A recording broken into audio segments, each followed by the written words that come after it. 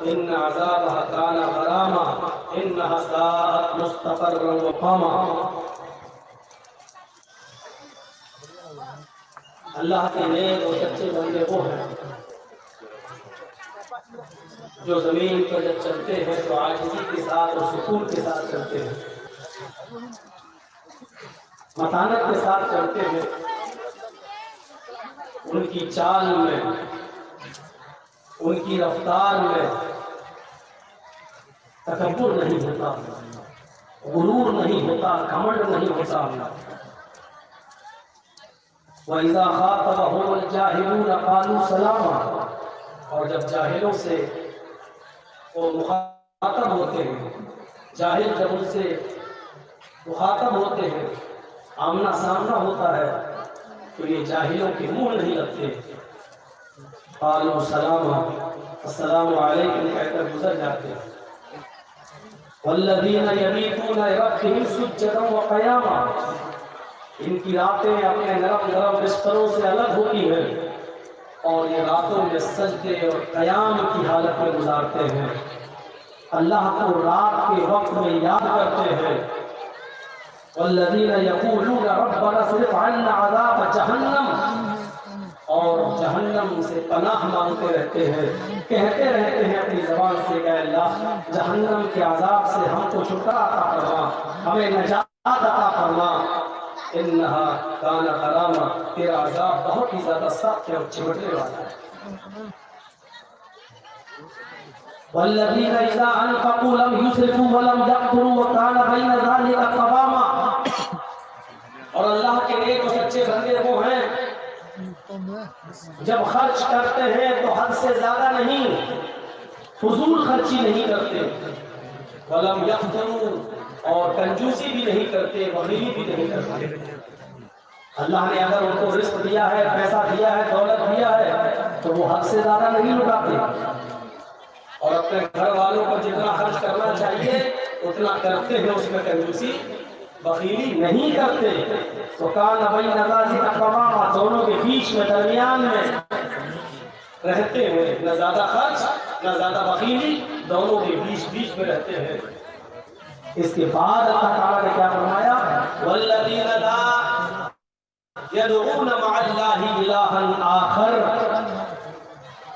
جو صرف ایک اللہ کی عبادت کرتے ہیں، اللہ کے علاوہ کسی اور کو نہیں پکارتے، اللہ کے ساتھ کسی اور کو شریک نہیں کرتے۔ ولا یقتلون النفس التي حرم اللہ الا بالحق، اور کسی ایسے انسان کو، کسی ایسے نفس کو ناجائز قتل نہیں کرتے جس کا قتل کرنا اللہ تبارک و تعالیٰ نے حرام کر دیا، اور کسی کو ناحق قتل نہیں کرتے۔ ولا یزنون، اور جو زنا نہیں کرتے۔ دیکھا جائے تو ایک طرف سے اللہ تعالیٰ نے اپنے مومن بندوں کی صفت، ان کے اوصاف، ان کے گن یہ بتائے۔ ایک حدیث میں آپ کے سامنے پڑھ رہا ہوں، اس حدیث کو امام احمد نے اپنی مسند کے اندر نقل کیا ہے۔ اس حدیث کے راوی حضرت معاذ بن جبل رضی اللہ تعالی عنہ ہیں۔ اس حدیث کو بھی ذرا سن لیجیے تاکہ دونوں قرآن کی یہ آیتیں اور اس حدیث کو سننے کے بعد بات کو آپ اچھی طریقے سے سمجھ سکیں اور مجھے اپنی بات کو آگے بڑھانے میں آسانی ہو۔ وعن معاذ بن جبل رضی اللہ تعالی عنہ قال اوصانی رسول اللہ صلی اللہ علیہ وسلم بعشر کلمات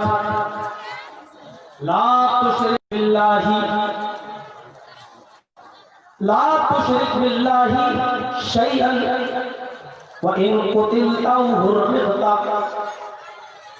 ولا تؤذن والديك وإن أمراك أن تخرج من مالك وأهلك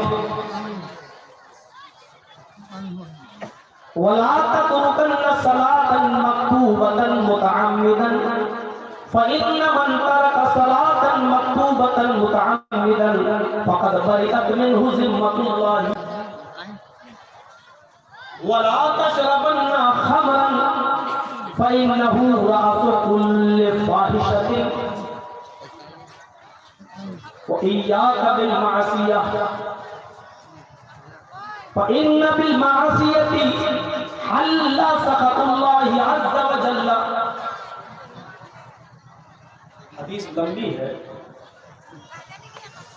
ضرورت پڑے گی تو آگے کے الفاظ بھی پڑھ لیے جائیں گے، ابھی میں صرف اسی پر اتفاق کروں.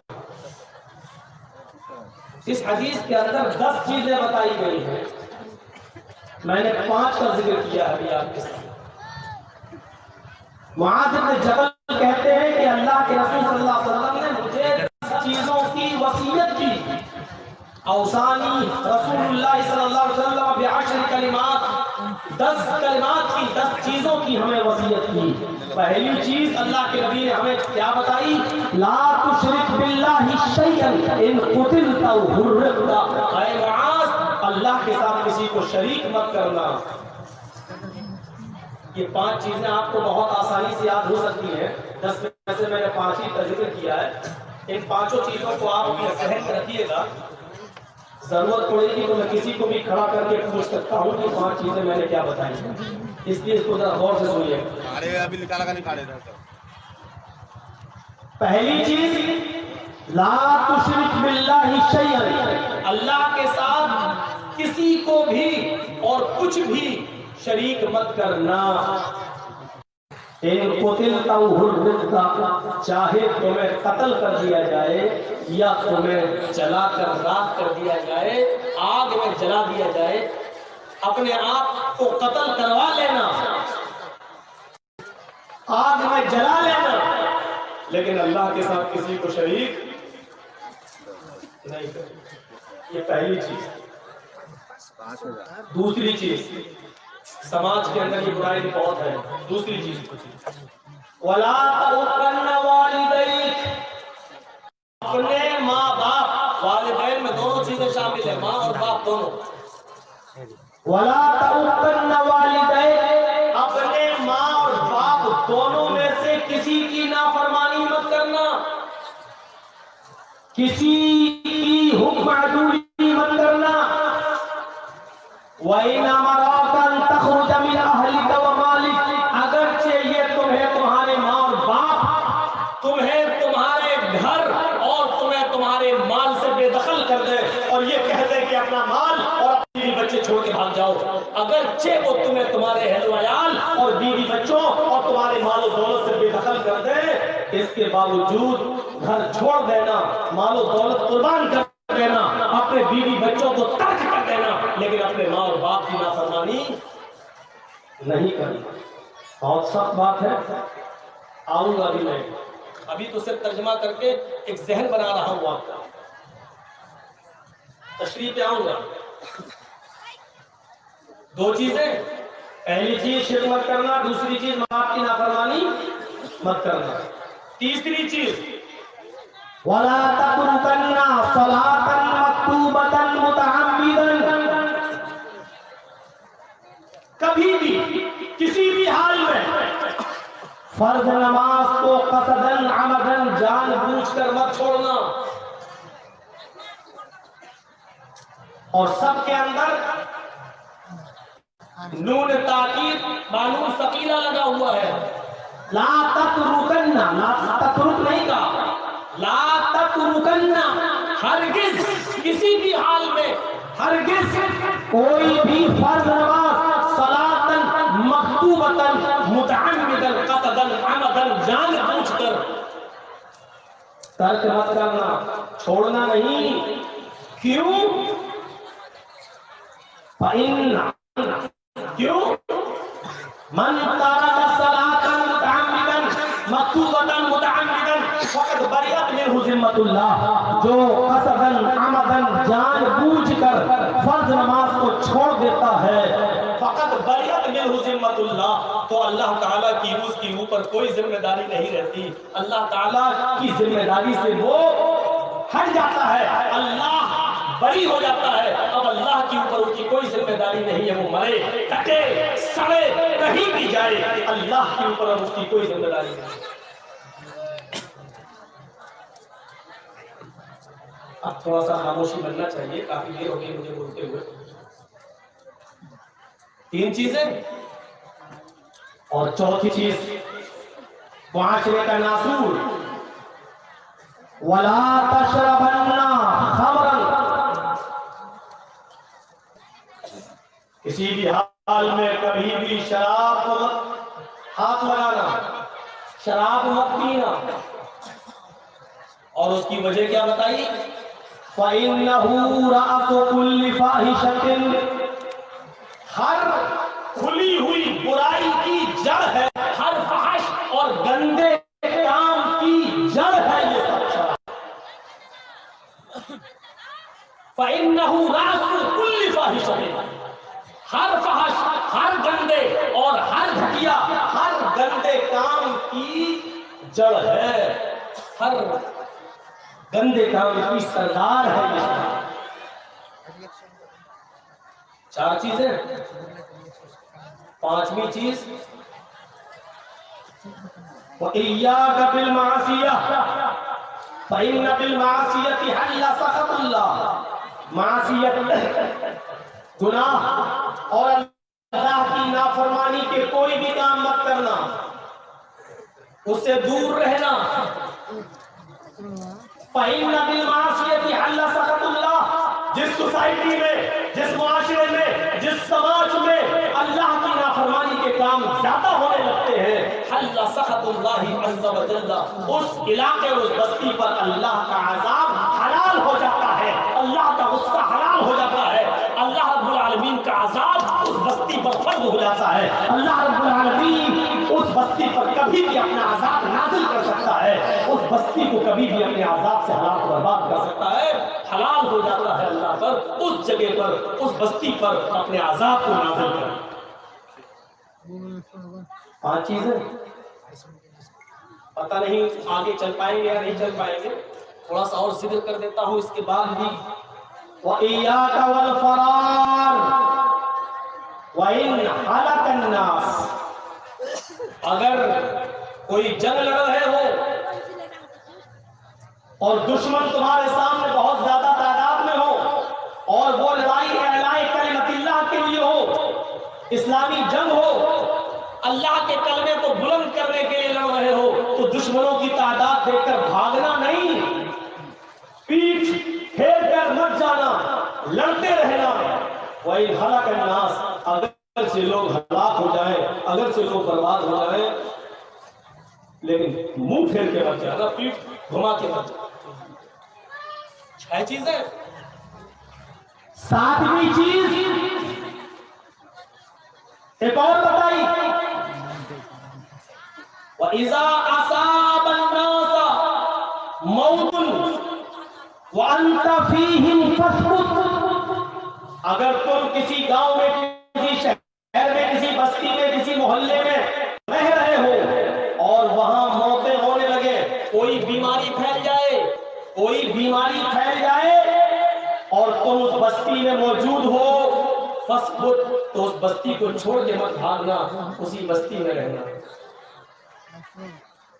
وَإِذَا أَصَابَ النَّاسَ مَوْتٌ، لوگوں کو موتیں آنے لگے، کوئی بیماری پھیل جائے اور تم اس بستی میں موجود ہو، فَاسْكُتْ، تو اسی بستی میں رہنا، اس بستی کو چھوڑ کے مت جانا، کیونکہ اس بستی میں تم جو بیماری لے کر بیماری پھیلی ہے، اب اس بستی سے تم دوسری بستی میں جاؤ گے تو یہ بیماری دوسری بستی کے اندر بھی پھیل جائے.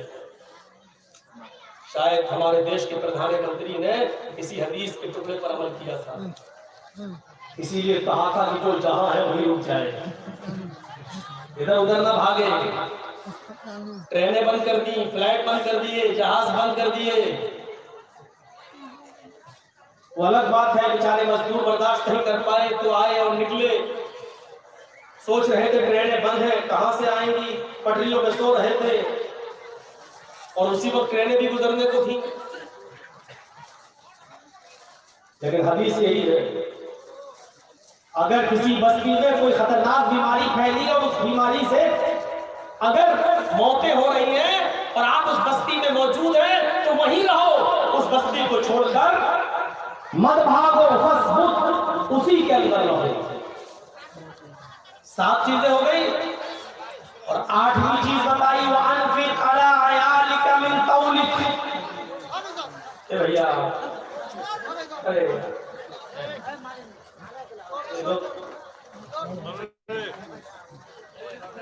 تو مجھے بھی بھلوا دیں گے کتنی چیزیں ہو گئی بھول جاؤں گے.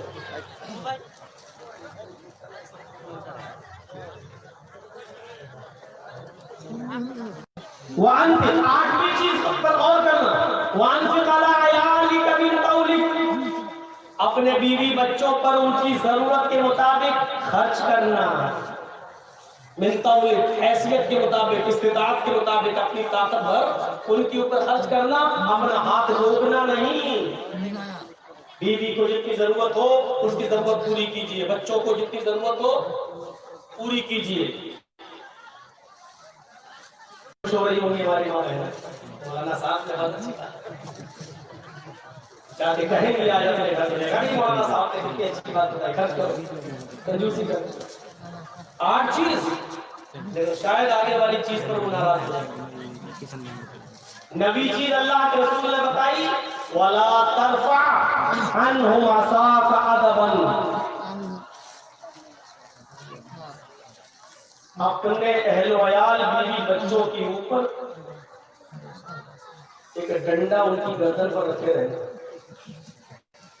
لا ترفع عنہم عصاک, اپنے لاٹھی کو رکھے ڈنڈے کو ان کے اوپر سے ہٹانا نہیں.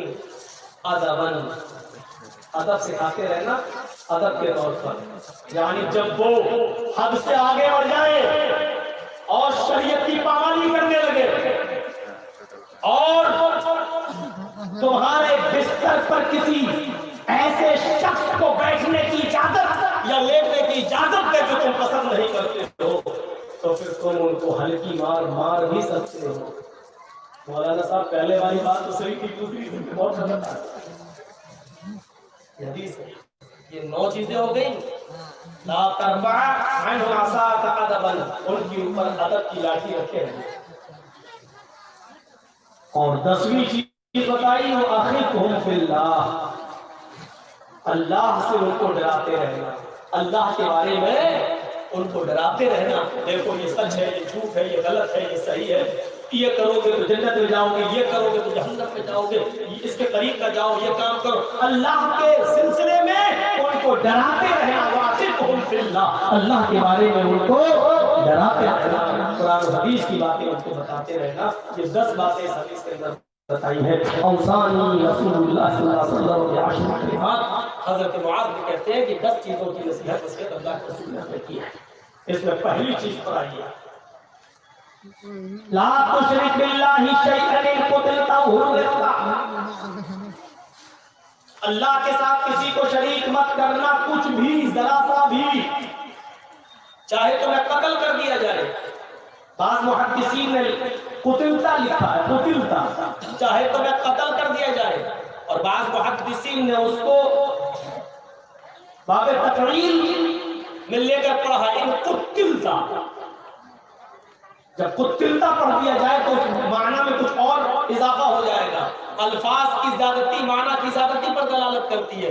ان قتلتا چاہے تمہیں قتل کر دیا جائے, لیکن اگر یہ پڑھا جائے ان قتلتا تو اس کا ترجمہ ہوگا چاہے تمہیں ٹکڑے ٹکڑے کر دیا جائے, قیمہ قیمہ کر دیا جائے. ایک تو یہ ہوتا کہ تمہاری گردن اڑا دی گئی, نہیں, قتل کرنے کے بعد تمہارے جسم کو قیمہ قیمہ کر دیا جائے, بوٹی بوٹی کر دیا جائے, ٹکڑے ٹکڑے کر دیا جائے. یہ کروا لینا, لیکن اللہ کے ساتھ کسی کو شریک مت کر. او حرمتا, یا تمہیں جلا کر راکھ کر دیا جائے, چل جانا گوارا کر لینا. لیکن ایک صحابی نے اللہ کے رسول سے مسئلہ پوچھا. مسلم شریف کی حدیث کے الفاظ ہیں, اے اللہ کے نبی صلی اللہ علیہ وسلم, کبھی اگر ہم جنگل میں پھنس جائیں, ذرا غور کیجیے گا, کبھی اگر ہم جنگل میں پھنس جائیں اور چند لوگ مجھے گھیر لیں, لاٹھی ڈنڈے ان کے ہاتھ میں ہو, خنجر ان کے ہاتھ میں ہو, اور وہ مجھ سے یہ کہے کہ اللہ کا انکار کر. اللہ کو مانتا ہے, کہاں, اللہ کا انکار کر, اللہ کو ماننا سے توبہ کر, اللہ کو ماننے سے انکار کر, بول میں اللہ کو نہیں مانتا ہوں, تب میں تجھے چھوڑوں گا. اور اے اللہ کے رسول, اللہ کا انکار کرنے سے میری جان بچ رہی ہو تو میں کیا کروں؟ اگر اللہ کا انکار نہ کروں تو وہ ہمیں مار ڈالیں گے، قتل کر دیں گے، ایسی صورت میں اپنی جان بچاؤں یا نہ بچاؤں؟ تو اللہ کے رسول صلی اللہ علیہ وسلم نے کتنا سیدھا سا ایک جواب کیا، اگر غور سے سنو، پھر اگر وہ تم سے صرف اللہ کا انکار کرائے،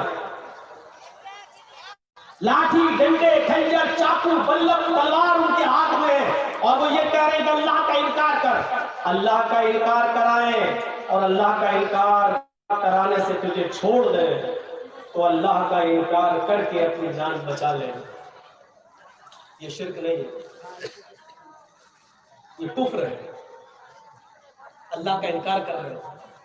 اللہ کا انکار کر کے اگر تمہاری جان بچ رہی ہے تو بچا لینا اپنے آپ کو، اللہ کا انکار کر دینا، گھر پہ آنا، پھر سے کلمہ پڑھنا لا الہ الا اللہ محمد رسول اللہ، تمہاری جان بچ جائے گی، لیکن شرک مت کر۔ صحابی نے کہا اللہ کے رسول شرک کیا ہوتا ہے؟ اللہ کا انکار کرا رہے ہیں کیا یہ شرک نہیں ہے؟ آپ نے کہا نہیں یہ کفر ہے، تو کہا شرک کیا ہے؟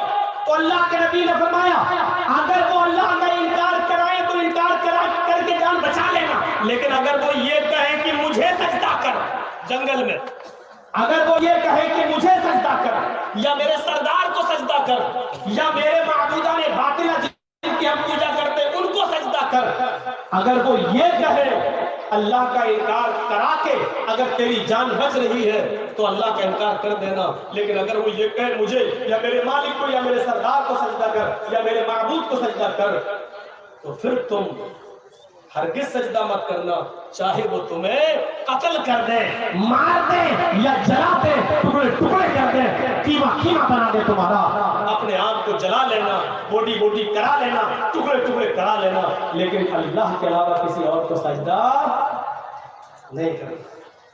سمجھ گئے شرک کسے کہتے ہیں؟ مٹی کی بنی ہوئی چوکھٹوں پہ سجدے کرنے والوں،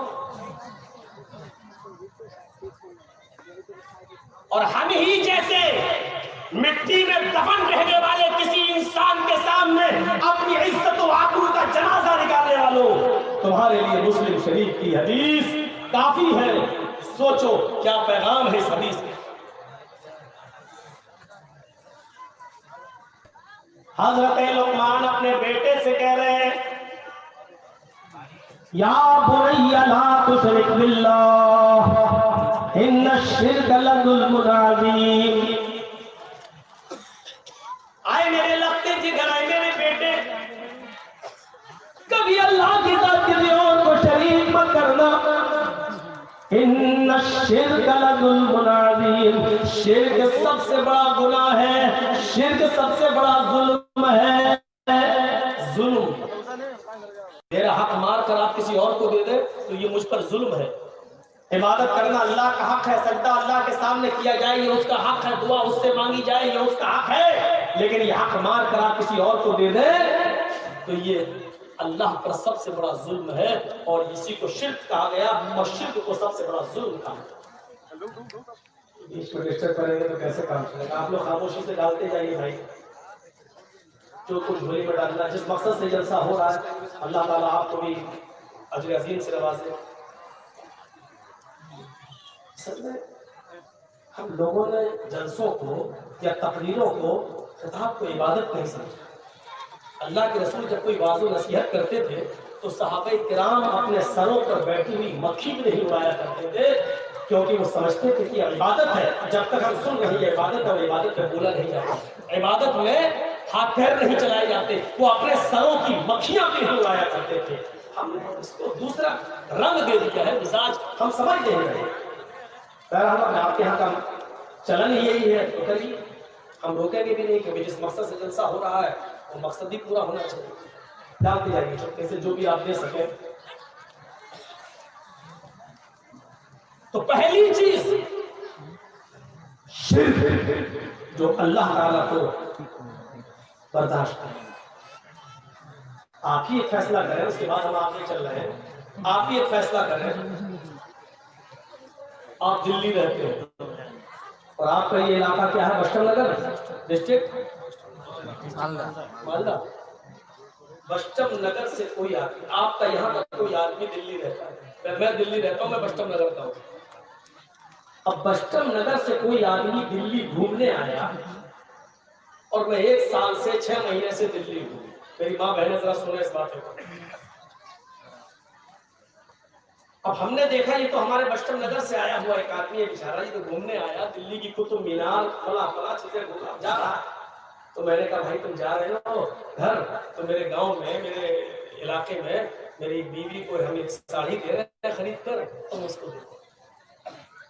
میں نے بہترین 2000 3000 5000 کی ساڑی خریدی اپنی بیوی کے لیے اور اس آدمی کو دے دی. بشٹم نگر جا ہی رہے اور میری بیوی رہتی ہے تو اس کو دے.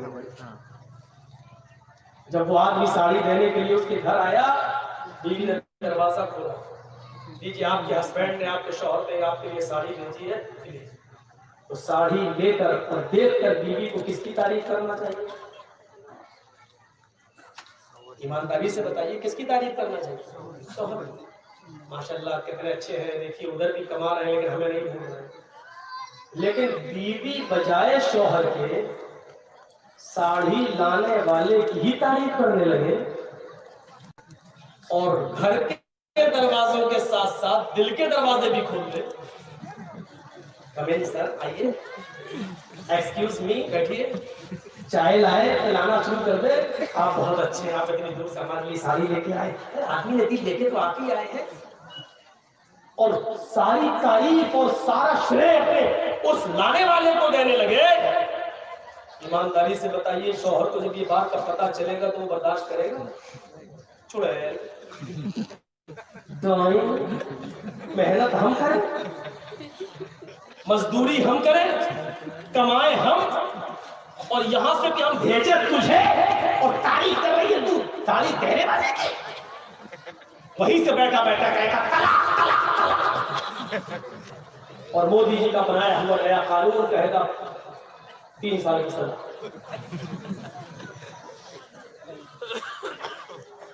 آپ اپنی چھوٹی سی اپنی بیوی کی چھوٹی سی بے غیرتی برداشت نہیں کر سکتے. ساڑی دی آپ نے اور تعریف کر رہی ہے وہ لانے والے کی.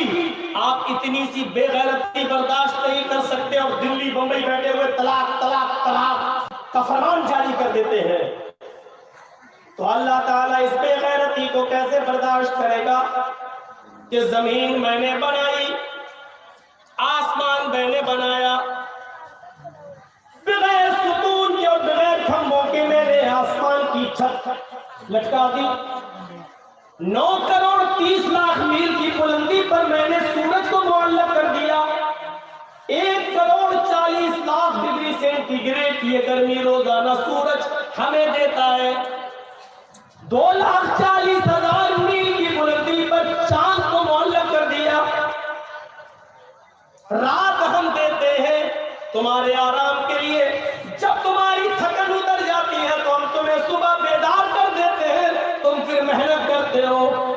ہم تمہارے اناجوں میں، ہم تمہارے کھیتوں میں اناج پیدا کرتے ہیں، بارش ہم برساتے ہیں، اناج کا دانہ ہم بڑا کرتے ہیں. تم گیہوں کا ایک دانہ زمین میں ڈالتے ہو، اس کو 100 دانے ہم بناتے ہیں. تم چاول کا ایک دانہ زمین میں ڈالتے ہو، اس کے 100 دانے ہم بنا دیتے ہیں. نکاح کر کے تم بیوی کو صرف رخصت کر کے اپنے گھر لاتے ہو. تم رات میں ہلکی سی محنت کرتے ہو، لیکن تمہاری شرمگاہ سے نکلنے والے پانی کے حقیر قطرے کو تمہاری آنکھوں کا تارا ہم بناتے ہیں. ہڈیاں ہم بناتے ہیں، اس کی پسلیاں ہم بناتے ہیں، اس کا گھٹنا ہم بناتے ہیں، اس کا انگوٹھا ہم بناتے ہیں، اس کا فنگر ہم بناتے ہیں، اس کی آنکھیں ہم بناتے ہیں. سوچنے اور سمجھنے کے لیے اس میں دماغ ہم دیتے ہیں، ہم دیتے ہیں. اور یحسب الانسان یدرک سدى الم یکن نطفة من منی یمنی فکان علقة فخلق فسوى فجعل منه الزوجين الذكر والانثى أليس ذلك بقادر على أن يحيي الموتى. ہڈیاں ہم بنائے، بنا سوا کے درست ہم کریں، خون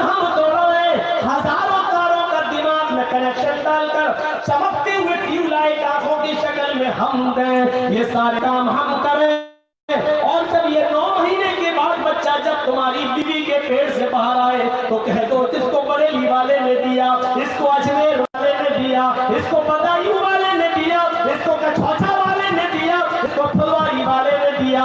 میرے بھائیو، اللہ رب العالمین اس بے غیرتی کو کیسے برداشت کر سکتا ہے؟ سارے کام ہم کریں، اور جب جیتا جاتا بیٹا پیدا ہو تو کہہ دو کہ یہ فلاں نے دیا، فلاں نے دیا، فلاں نے دیا۔ ان الذین تدعون من دون اللہ لن یخلقوا ذبابا، اللہ کو چھوڑ کر تم جن کو پکارتے ہو، جن سے دعائیں کرتے ہو، جن سے منتیں اور ضمانتیں مانگتے ہو، یہ سارے کے سارے مل جائیں، لن یخلقوا ذبابا، یہ سب کے سب مل کر ایک مکھی بھی پیدا کرنے کی طاقت نہیں رکھتے، ایک بچہ پیدا کرنا تو بہت دور کی بات۔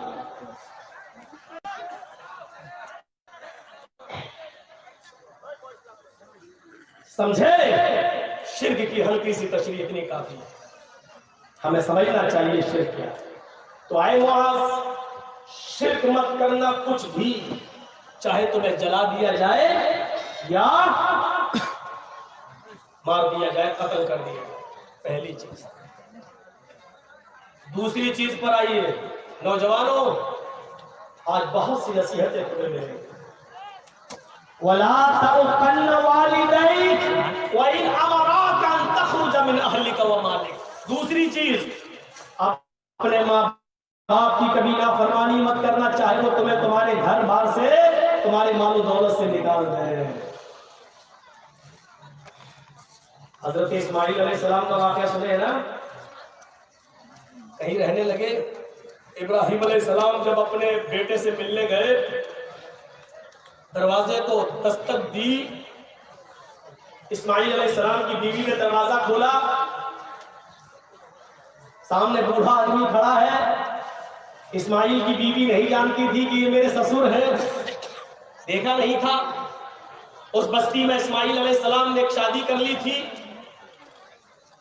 حضرت ابراہیم علیہ السلام نے سلام کیا، اس عورت نے جواب دیا، اسماعیل کی بیوی نے۔ حضرت ابراہیم نے پوچھا اسماعیل علیہ السلام کہاں گئے؟ کہنے لگی وہ تو جنگل میں شکار کھیلنے کے لیے گئے ہیں۔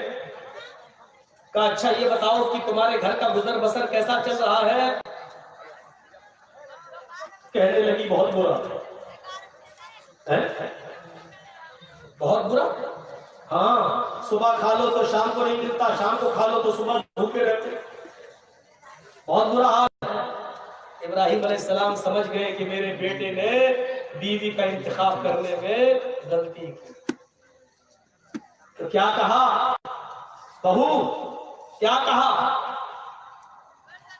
اسماعیل کی بیوی عجیب، جب اسماعیل علیہ السلام گھر پہ آ جائیں تو ان سے صرف اتنا کہہ دینا، ایک بوڑھا آدمی آیا تھا، اس نے آپ کو سلام کہا ہے اور یہ کہا ہے کہ گھر کی چوکھٹ بدل دو، چوکھٹ ٹھیک نہیں ہے۔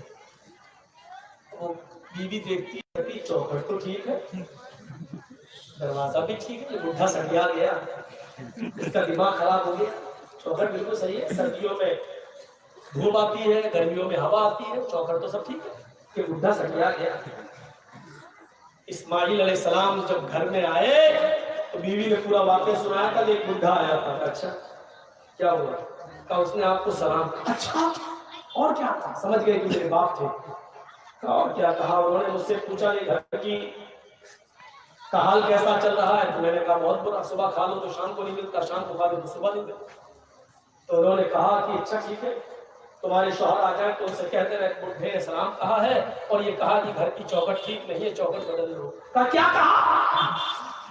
تو گھر کی چوکھٹ بدل دو۔ سٹیا گیا تھا بڈھا۔ اسماعیل نے کہا بڈھا نہیں سٹیایا، تم سٹیا گئی ہو۔ کہا کیا ہوا؟ کہا میرے باپ نے چوکھٹ بدلنے کا حکم دیا۔ جانتی ہو چوکھٹ سے کیا مراد ہے؟ میری بیوی وہ میرے باپ تھے اور چوکھٹ تم ہو۔ تم نے کہا کہ بہت برا حال چل رہا ہے، یعنی تم نے یہ نہیں کہا اللہ نے مجھے جس حال میں رکھا ہے ہر حال میں اللہ کا شکر۔ میرے باپ نے کہا چوکھٹ بدل دو، یہ چوکھٹ ٹھیک نہیں ہے، یعنی میرے باپ نے تمہیں طلاق دینے کا حکم دیا ہے۔ آئے میری بیوی میں اپنے باپ کی نافرمانی نہیں کر سکتا ہوں اور ابھی میں تمہیں طلاق دیتا ہوں. چوکھٹ بدل دی. آج کل تم لوگ کیا چوکھٹ بدلو گے؟ تمہارے گھر میں جو نئی نویلی بیوی آتی ہے وہ خود ہی تمہاری چوکھٹ ختم کروا دیتی ہے. اماں کو چھوڑ، باپ کو چھوڑ، ادھر رہے میرے ساتھ. ساس سسر ایک دم بدلا لے کر میرا باپ ہے، تیرا باپ میرا باپ نہیں ہے. گھر کے ہاتھ چوکھٹ بدلو گے؟ اتنی ہمت نہیں ہمارے لیے. عورتیں بیچاری تھوڑے سے غصہ ہوگی، میں تھوڑا نارمل رکھ کے چلوں گا تاکہ یہ بیلنس بنا کے. نہ تو ایک بار بہت غلط ہو گیا تھا ہمارے. 2 دن کا جلسہ تھا. ایک دن میں نے مردوں کے حقوق بتا دیے، دوسرے دن عورتوں کے. جس دن مردوں کے حقوق بتایا عورتوں نے گالی دی، جس دن عورتوں کے حقوق بتایا مردوں نے گالی دی. اس دن سے میں دونوں کے برابر لے کے چل رہا ہوں.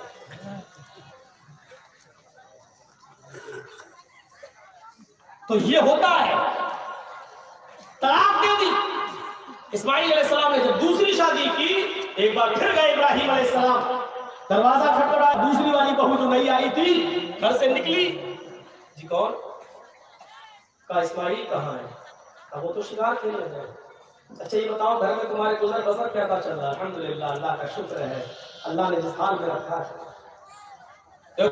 کوئی اسماعیل گھر پہ آ جائے تو کہہ دینا ایک بوڑھا آدمی آیا تھا، اس نے تمہیں سلام کہا ہے اور کہا ہے کہ تمہاری چوکھٹ بالکل ٹھیک ہے، اس کو برقرار رکھنا، اس چوکھٹ کو مت بدلنا.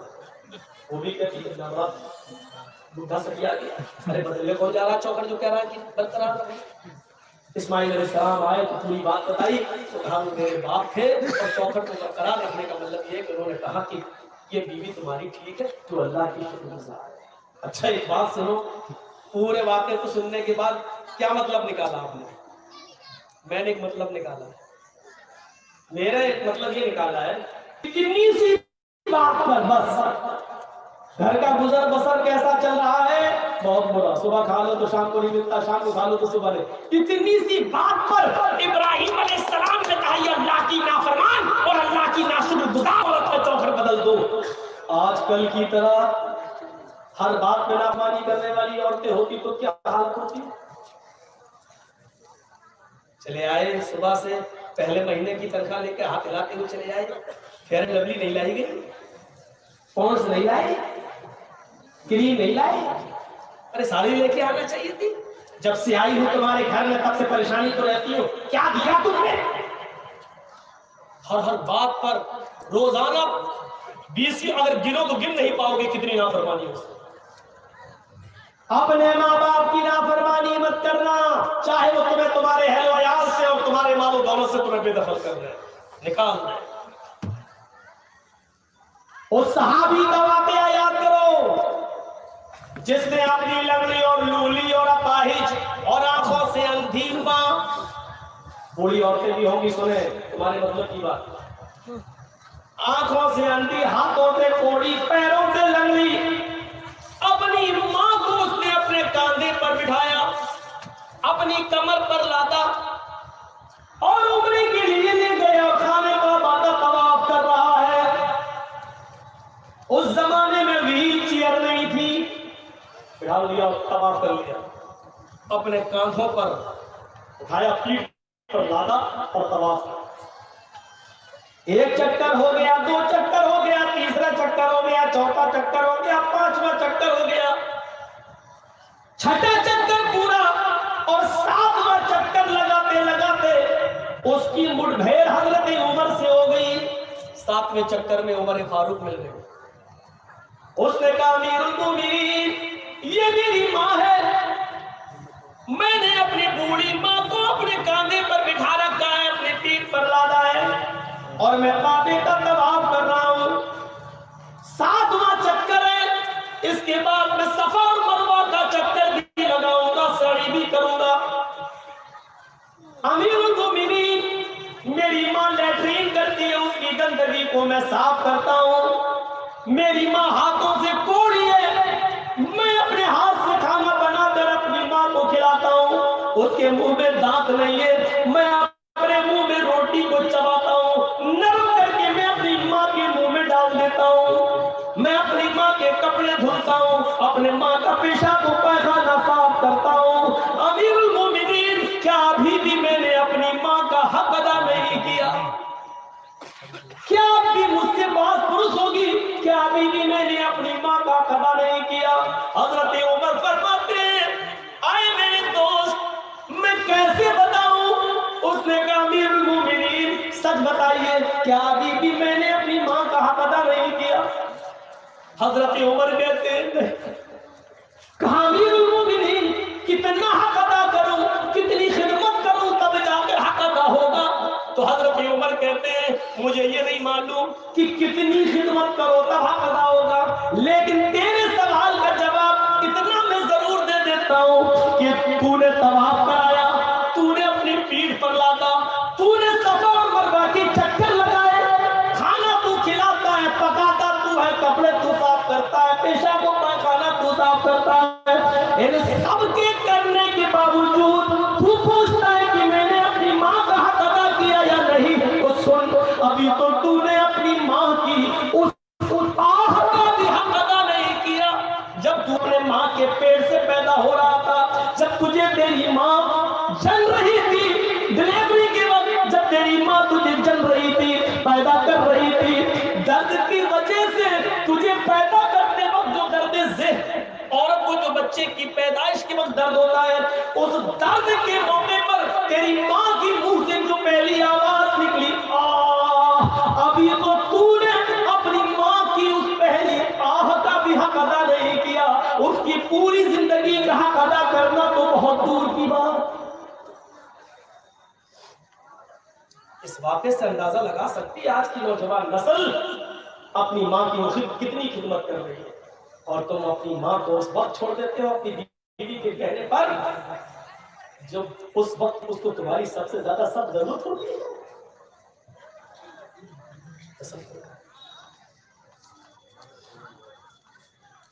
ایک صحابی اللہ کے نبی کے پاس آتے ہیں، کہتے ہیں اللہ کے نبی ہجرت کے لیے لوگ جا رہے ہیں اور جہاد کے لیے بھی لوگ نکلنا چاہتے ہیں، میں بھی جہاد کے لیے نکلنا چاہتا ہوں، اے اللہ کے نبی کیا مجھے جہاد کے لیے جانے کی اجازت ہے؟ اللہ کے رسول پوچھتے احی الوالدہ، کیا تمہاری ماں اور باپ زندہ ہیں یا ان دونوں میں سے کوئی ایک زندہ ہے؟ اس نے کہا ہاں. آپ نے فرمایا تب تم جہاد کے لیے نہیں جا سکتے. جہاد سب سے بڑا اسلامی رکن، جہاد اسلام کا ایک شعار، جہاد اسلام کا ایک اہم فریضہ، جہاد اسلام کا ایک بڑا رکن میرے بھائیوں، لیکن اتنا بڑا رکن کہ اللہ کے نبی نے فرمایا کہ جو میدان جنگ میں قتل کر دیا جائے، کافر کے ہاتھ مارا جائے، اس کے خون کا پہلا قطرہ گرتے ہی اللہ اس کے سارے گناہ معاف کر دیتا ہے. اور شہید کو جب قیامت کے دن میدان محشر میں اٹھایا جائے گا، اس کے جسم سے خون ٹپک رہا ہوگا، اللہ دیکھ کر کہے گا آئے فرشتوں میں اپنے بندے کا کیا حساب و کتاب لوں؟ یہ تو میری راہ میں اپنی زندگی لٹا کر چلا آیا، جاؤ میں نے اس کو بغیر حساب و کتاب کی جنت میں داخل کر لیا. یہ اتنا بڑا مقام رکھنے والا یہ جہاد کا حق. لیکن اللہ کے نبی پوچھ رہے ہیں کہ تمہارے ماں باپ زندہ ہیں؟ اس نے کہا ہاں. آپ نے فرمایا تب نہیں جا سکتے، پہلے اپنے ماں اور باپ کی خدمت کرو یا ان سے اجازت لو پھر تم جا سکتے. غور کریے ماں باپ کا مقام و مرتبہ. ایک دور تھا برآمدہ کے اولو العزم نوجوان پورے بغداد پر چھائے ہوئے تھے. ذرا اس واقعے کو سنیے، آپ کے رونگٹے کھڑے ہو جائیں گے. برآمدہ کے اولو العزم پورے بغداد پر مسلط تھے. ان کی قوت و طاقت نے لوہا منوا لیا تھا. ان کی حکومت کے چرچے چار دانگ عالم میں پھیلے ہوئے تھے. لوگ ان کی طاقت کے چرچے کرتے تھے. اچانک برآمدہ کے اولو العزم لوگوں کے اوپر خلیفہ ہارون رشید کا عتاب نازل ہوتا ہے. خلیفہ ہارون رشید کا عتاب نازل ہوتا ہے اور برآمدہ کے یہ نوجوان گرفتار کر لیے جاتے ہیں اور جیل کے اندر ڈال دیے جاتے ہیں. برآمدہ کے جن نوجوانوں کو گرفتار کیا گیا ان نوجوانوں میں فضل ابن یحییٰ اور یحییٰ برمکی فضل ابن یحییٰ یعنی فضل اور ان کے باپ یحییٰ یہ دونوں بھی گرفتار کر لیے گئے. فضل اور ان کے باپ یحییٰ یہ دونوں گرفتار کر لیے گئے اور یہ دونوں میرے بھائیوں جیل کے اندر ڈال دیے گئے. فضل کو اپنی گرفتاری کا کوئی وہ نہیں تھا، ملال میں ہو گیا، لیکن میرے بوڑھے ماں باپ کو بھی ڈال دیا گیا جیل کے اندر. یحییٰ بہت پکے نمازی تھے، تہجد گزار تھے، نیک تھے. فضل ابن یحییٰ نے اپنے باپ کی حالت دیکھی، یا اللہ جیل کے اندر تو گرم پانی کا انتظام نہیں ہے اور ٹھنڈ کی ان راتوں میں صبح میرے باپ اٹھیں گے تو ان کو ٹھنڈے پانی سے وضو بنانا پڑے گا. تو جانتے ہو فضل ابن یحییٰ نے کیا کیا؟ رات میں ایک تانبے کی لوٹی کے اندر، اس زمانے میں تانبے کا لوٹا دے دیا گیا سب کو، ایک تانبے کا لوٹا لیا اور تانبے کی لوٹی میں اپنے پینے کے لیے پانی بھر لیتے تھے کہ جب پیاس لگے گی تو پیوں گا.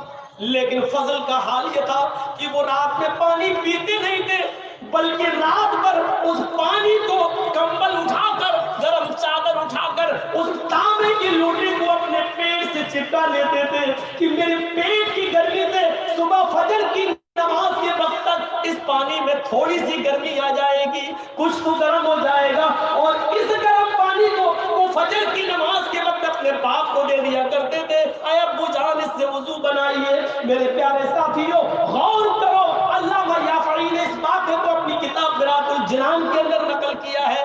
آپ اندازہ لگا سکتے ہیں ایسے ایسے نوجوان گزرے جو اپنے باپ کے ٹھنڈے پانی سے وضو کرنے کو بھی یہ سمجھتے تھے کہ میرے باپ کو بخار نہ آ جائے، بیمار نہ ہو جائے، زکام نہ ہو جائے، تو وہ رات بھر اس تانبے کی لوٹی کو اپنے پیٹ سے چپکائے رہتے تھے تاکہ کچھ تو گرمی آ جائے گی اور میرے باپ کو کچھ تو گرم پانی ملے گا. میرے بھائیوں یہ تھی ماں باپ کی خدمت کرنے کا ایک طریقہ. آج ہم ذرا اندازہ لگائیں اور سوچیں کہ ہم اپنے والدین کے ساتھ یہ سلوک کرتے ہیں. قرآن نے ماں باپ کے بارے میں یہ حکم نافذ کر دیا، وَقَضَىٰ رَبُّكَ أَلَّا تَعْبُدُوا إِلَّا إِيَّاهُ وَبِالْوَالِدَيْنِ إِحْسَانًا. تمہارے رب نے یہ فیصلہ کر دیا ہے، یہ حکم دے دیا ہے عبادت تو اللہ کے علاوہ کسی کی نہیں ہوگی. وَبِالْوَالِدَيْنِ إِحْسَانًا، اور اپنے ماں باپ کے ساتھ احسان کرو، اپنے ماں باپ کے ساتھ اچھا سلوک کرو. وَبِالْوَالِدَيْنِ إِحْسَانًا، احسان کے اندر ہر نیکی شامل ہے. اپنے ماں باپ کے ساتھ احسان کرو. احسان کس کو کہتے ہیں؟ ہر نیکی. باپ کمزور ہے، کرسی پر بیٹھے رہتے ہیں، بیٹا مجھے تھوڑا سا باہر بٹھا دے، میں تھوڑا سا سڑک پر بیٹھنا چاہتا ہوں گھوم لے. احسان میں یہ نیکی شامل ہے کہ بیٹا آئے اپنے باپ کو سہارا دے اور باہر کرسی لگا دے اور اپنے باپ کو کرسی پر بٹھا کر دھوپ میں بٹھا دے. باپ کے ہاتھ پیر نہیں چل رہے تو باپ کو نہلا دے، ان کی جسم پر صابن لگا دے. باپ کی طبیعت بہت زیادہ خراب ہے، ان کے پاس اتنی دولت نہیں کہ وہ اپنا علاج کرا سکے، لیکن بیٹے کے پاس دولت ہے. بیٹے احسان میں نیکی بھی شامل ہے کہ بیٹا اپنے پاس سے اپنے باپ کا مکمل علاج کرا دے. احسان میں ہر نیکی شامل ہے. وَبِالْوَالِدَيْنِ إِحْسَانًا، عبادت تو اللہ کی ہوگی اور اپنے ماں باپ کے ساتھ احسان کرو. إِمَّا يَبْلُغَنَّ عِندَكَ الْكِبَرَ أَحَدُهُمَا أَوْ كِلَاهُمَا، ان دونوں میں سے کوئی ایک یا وہ دونوں تمہاری زندگی میں بڑھاپے کو پہنچ جائیں. ماں باپ میں سے کوئی ایک یا دونوں تمہاری زندگی میں بڑھاپے کو پہنچ جائیں، فَلَا تَقُلْ لَهُمَا اُفٍّ، تو تم ان سے اف بھی مت کرنا. اف سمجھتے ہو؟ اف کا صحیح ترجمہ اگر کیا جائے اردو میں تو اس کا صحیح ہوگا ان سے اف بھی مت کرنا. اف کا مطلب جرجیز کے باپ بستر پر لیٹے ہیں، جرجیز صاحب نے دوا کھلا دی، ان کو پلا دیا، اپنے باپ ہی کے پاس بیٹھے کمپیوٹر چلا رہے ہیں. اتنے میں آواز دی، بیٹے جرجیز ایک گلاس پانی میں، اور میں بہت ضروری کام کر رہا ہوں اپنے بزنس کا. ہم نے کہا بیٹا پانی چاہیے ایک گلاس. اور میری زبان سے نکلا اٹھے اور پانی لا کے دے دیا، پلا دیا، پانی کو پلا دیا، منع نہیں کیا، دے دیا، پلا دیا، اور آگے پھر اپنے کام میں لگ گئے. لیکن اس سے پہلے جو تمہارے منہ سے نکلا یعنی اللہ یہ تھا ابھی پانی مانگنا چاہیے، کتنا ایمرجنسی کام کر رہا تھا میں، لاکھوں کا حساب کتاب نہیں، ایک بھی طلب ادھر ادھر ہو گئی، ایسے کہہ دیا یہ کام ہے، پانی آپ پلا رہے ہیں ان کو، لیکن آپ سے جو اوہ نکل گیا ہے اللہ تعالیٰ نے اس سے بھی منع کیا. فلا تقل لهما اف ولا تنهرهما، یہ بھی نہیں نکلنا چاہیے تمہارے منہ سے، ولا تنهرهما، اور ان کو کبھی کھڑکنا نہیں، کبھی جھڑکنا نہیں، ڈانٹنا نہیں، بلکہ جب بھی ان کے سامنے بات کرنا تو اپنے بازو نیچے کر کے اور سر جھکا کر بات کرنا. وقل لهما قولا کریما، اچھی بات ہے. یہ ہے ماں باپ. وہ چیزیں ہو گئی. ایک چیز پر ہم تھوڑا کمی چل رہے ہیں، بس اشارہ کر رہا ہے، لا تشرک باللہ شیئا ان قتلت او حرمت ولا تعقن والديك وانما راك ان تخرج من اهلك ومالك. تیسری چیز پہ آئیے، اور تیسری چیز آپ سب سے گزارش کر رہا ہوں، تیسری چیز کے بعد چوتھی چیز ضرور سن لینا، اس کے بعد آپ کو میری طرف سے کوئی رکاوٹ نہیں ہوگی، آپ بیچ میں بھی جانا چاہیں تو چلے جانا، لیکن یہ دو چیزیں اور جو ہیں وہ ضرور سن لینا. لا تترکن صلاة مکتوبۃ متعمدا، کبھی فرض نماز قصدن اور جان بوجھ کر مت چھوڑنا. فَإِنَّ مَنْ تَرَكَ صَلَاةً مَكْتُوبَةً مُتَعَمِّدًا فَقَدْ بَرِئَتْ مِنْهُ ذِمَّةُ اللَّهِ. جو فرض نماز جان بوجھ کر چھوڑ دیتا ہے اس کے اوپر سے اللہ کی ذمہ داری ختم ہو جاتی ہے، اللہ کی کوئی ذمہ داری نہیں ہے. فرض نماز، اس کا مطلب یہ ہے کہ سنتیں کبھی کبھی چھوٹ جائیں تو کوئی مذائقہ نہیں، لیکن فرض نماز کبھی نہیں چھوڑنا چاہیے. مسجد میں جماعت بالکل کھڑی ہو رہی ہے، آپ کو اپنے باپ کو دکھانے کے لیے ہاسپٹل لے جانا ہے، ڈرائیور آ چکا ہے اور آپ کو معلوم ہے کہ بہت زیادہ ایمرجنسی نہیں ہے، فوراً مسجد میں جائیے، کم سے کم امام کے پیچھے فرض پڑھیے، سنتیں مت پڑھ کے نکل جائیے اور باپ کو ہاسپٹل لے جائیے، لیکن نماز پڑھنا ہے. ہاں ایمرجنسی ہے، بہت زیادہ ہے، پہلے لے جائیے، ہاسپٹل میں ایڈمٹ کر دیجیے، اس کے بعد ضروری نہیں ہے کہ اس وقت آپ مسجد کی تلاش کرتے پھریں، جہاں جگہ مل جائے وہاں پڑھ لیجیے آپ، لیکن نماز پڑھنا ہے.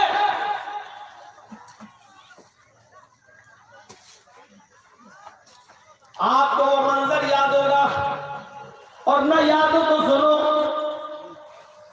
قاضی شریح کا بیٹا ایک مدرسے میں پڑھتا تھا، نماز کی اہمیت بتا رہا ہوں. قاضی شریح، حضرت علی نے قاضی بنایا تھا، زبردست فیصل جج. قاضی شریح کا بیٹا مدرسے میں پڑھتا تھا. استاذوں نے کہا ہے تمہارے بال بہت بڑے ہو گئے ہیں، آج کل تو پتہ نہیں کون کون سے بال چلنے لگے، اب وہ ایک اور بال چلنے لگے ہیں، سور کٹ.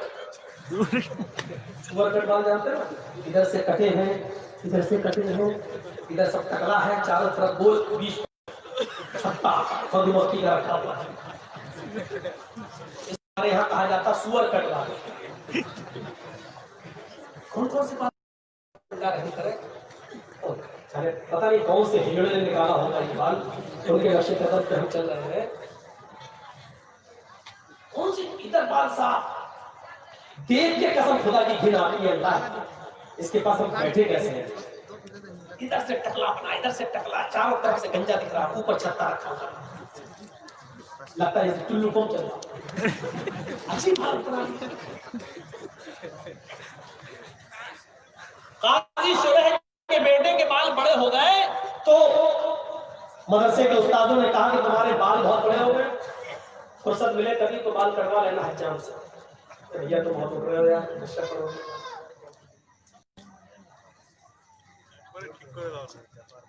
تو بیٹے نے کہا ٹھیک ہے، حاجی شریح کا بیٹا کہا ٹھیک ہے کرو۔ ایک دن اس کو فرصت ملی تو نکل گیا، اس نے سوچا بال کٹوا کے جلدی آ جاتا ہوں، لیکن حجام نے اس کو دکان میں بٹھا لیا، بیٹے بیٹھ جاؤ، ایک آدمی کے بال کاٹنے کے بعد تمہارے بال تمہارا نمبر آ جائے۔ اتفاق دیکھیے، جیسے وہ آدمی اٹھا ان کا نمبر آیا، قاضی شریح کے بیٹے کا نمبر آیا، ویسی اذان ہونے لگی مسجد سے۔ لیکن اس نے بال کٹنا شروع کر دیے تھے۔ اچھا اس زمانے میں گھڑیاں بھی نہیں تھی کہ دیکھ لے اچھا چل نماز کے بعد آؤں گا، اندازہ ہی نہیں ہو پایا۔ بال کٹنا شروع ہو گیا، اذان شروع، جب تک بال کٹے تب تک جماعت ختم۔ قاضی شریح کا بیٹا بال بنوانے کے بعد، حجامت کروانے کے بعد جب مدرسے سے آتا ہے، کیا دیکھتا ہے کہ جماعت ختم ہو چکی ہے۔ اس نے وضو بنایا اور مسجد کے اندر اکیلے نماز پڑھ لیا۔ نماز پڑھا اکیلے، سورج بھی غروب نہیں ہوا تھا، تھوڑی سی دیر ہوئی تھی، بس اکیلے نماز پڑھ لیا، لیکن جماعت چھوٹ گئی۔ مدرسے کے اساتذہ نے پوچھا کہ تم کہاں تھے؟ اس نے کہا بال بنوانے میں دیر ہو گئی۔ مدرسے کے اساتذہ نے اس کو عذر نہیں سمجھا، نہیں یہ کوئی عذر نہیں ہے، تو تمہیں سزا کیا دی جائے؟ سزا کے لیے تمہارے باپ کو ہی لیٹر لکھتا ہوں، شہر کے قاضی ہے، سب سے بڑے جج ہے، دیکھیں تمہارے باپ تمہارے بارے میں کیا فیصلہ سناتے ہیں۔ اور سنو نوجوانوں، اور اگر ان کے ماں باپ زندہ ہے تو سنیں، مقدمہ حضرت شریح کی عدالت میں آتا ہے، قاضی صاحب آپ کے بیٹے نے ایسے وقت میں بال کٹوائے کہ اثر کی اذان ہونے لگی، آپ کا بیٹا جب بال بنوانے کے بعد مدرسے میں آیا تو جماعت ہو چکی تھی، اس کے بعد میں نماز پڑھ لی، آپ خود فیصلہ کیجئے کہ جماعت چھوڑنے کی سزا اس کو کیا دی جائے۔ قاضی شریح نے اس لیٹر کے پیچھے ایک فیصلہ لکھ دیا اور اپنے قاصد، اپنے ایلچی کے ذریعے ایک موٹا ڈنڈا دے کر بھیجا۔ موٹا ڈنڈا اس قاصد نے مدرسے کے استاد کو دے دیا، جو ہیڈ ماسٹر تھا، جو پرنسپل تھا اس کا، اس کو دے دیا، لیجیے۔ اور لیٹر میں سزا لکھی ہوئی ہے، خط پڑھتا ہے مدرسے کا پرنسپل، تو اس میں لکھا ہوا ہے، آئے پرنسپل صاحب، صدر مدرس صاحب، امین محترم، میرے بیٹے نے ایسے وقت میں بال کٹوائے جس میں اثر کی اذان کا وقت قریب تھا، لہذا بظاہر میرے بیٹے کا کوئی عذر نظر نہیں آ رہا ہے، یہ عذر شرعی نہیں ہے، اس نے جماعت ترک کی، عمدن اور جان بوجھ کر ترک کرنا مانا جائے گا۔ بال کٹوا رہا پھر بھی جان بوجھ کر ترک کرنا مانا جائے گا، لہذا اس عمدن اور جان بوجھ کر نماز ترک کرنے کی سزا میں یہ سناتا ہوں کہ جو ڈنڈا میں نے تمہیں بھیجا ہے، اس ڈنڈے سے میرے بیٹے کو اتنا پیٹ لو، اتنا پیٹو کہ یہ ڈنڈا 3 ٹکڑوں میں بٹ جائے، اس ڈنڈے کے 3 ٹکڑے ہو جائے۔ موٹا ڈنڈا، یہ اللہ کا پکڑ مارو چھوڑ جائے، موٹا ڈنڈا 3 ٹکڑے ہو جائے۔ ہاں لیکن جب ڈنڈا 3 ٹکڑے ہو جائے تب میرے بیٹے کو پیٹنا چھوڑ دینا، اس کے بعد میرے بیٹے کی سزا یہ ہوگی کہ اس کو 3 دن تک قید خانے میں ڈال دینا، کسی بند کمرے میں بند کر دینا، اس کو کھانا بند کر دینا، اس کا پانی بند کر دینا، اور روزانہ توبہ کرانا۔ اگر وہ تم سب کے سامنے اقرار کر لے کہ آج کے بعد میں جماعت کو کبھی قدم جان بوجھ کر نہیں چھوڑوں گا، میں اللہ سے توبہ کرتا ہوں کہ مجھ سے غلطی ہو گئی، وہ میرے گناہ کو معاف کر دے، اگر وہ اس بات کا اقرار کر لے تو 3 دن کے بعد میرے بیٹے کو چھوڑ دینا، اور اس کے بعد مدرسے میں اس کو پڑھانا اور لکھانا شروع کر دینا۔ لیکن اگر 3 دن کی بھوکا پیاسا رہنے کے بعد بھی وہ توبہ نہ کرے اور اس بات کا اقرار نہ کرے تو اس کو اس مر نہ جائے.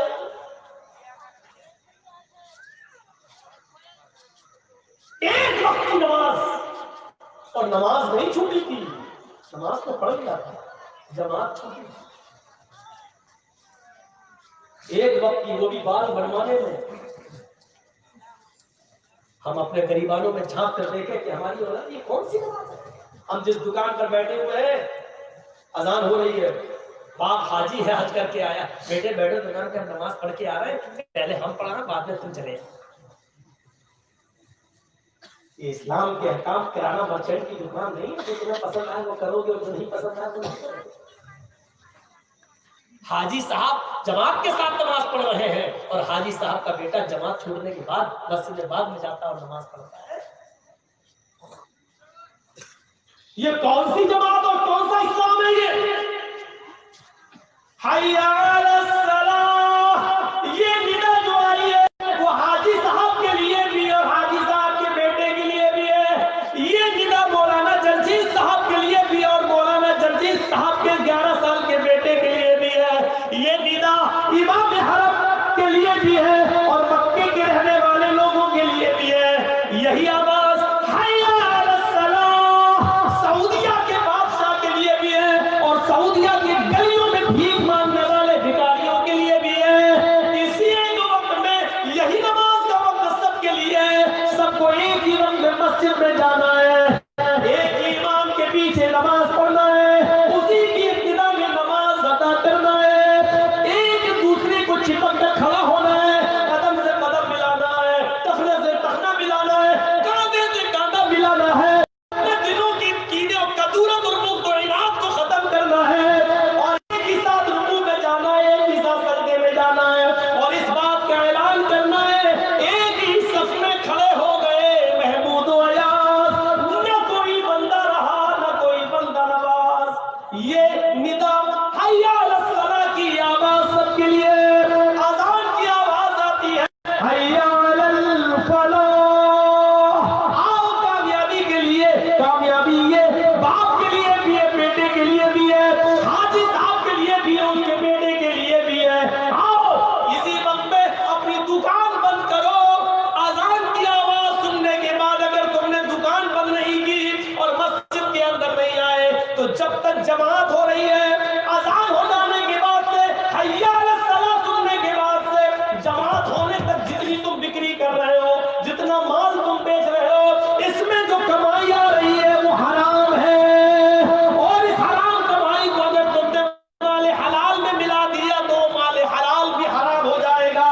ایک بالٹی پانی میں پیشاب کا ایک قطرہ ڈال دو تو پوری بالٹی پانی ناپاک. ایک لوٹے پانی میں پیشاب کی ایک بوند ڈال دو تو پورا لوٹا پانی بیکار. ایک گلاس پانی میں، فلٹر پانی میں، پانی کی 1 لیٹر کی منرل بوتل کے اندر پیشاب کی ایک بوند ڈال دو تو پورا فلٹر منرل واٹر بیکار. اسی طریقے سے کتنی دیر جو آسان سے لے کر جماعت تک جو تم نے کمایا ہے اور مسجد میں نہیں گئے، یہ حرام کمائی ہے. اور اس کمائی کو اگر تم نے حلال کمائی کے اندر ملا دیا تو تمہاری حلال کمائی بھی حرام، وہ بھی بیکار. آئندہ نہیں بلائیں گے اس مولوی کو، یہ تو سب کی ہڈیاں کھڑی ہو گئی. میں کیا کروں، اپنے پاس سے کہہ رہا ہوں، نہیں بلاؤں گی. 10 مہینے سے کہیں پروگرام نہیں ہو رہے تو کیا کسی کی روزی روٹی بند ہو گئی؟ سب کے بیچارے کاروبار بند ہے،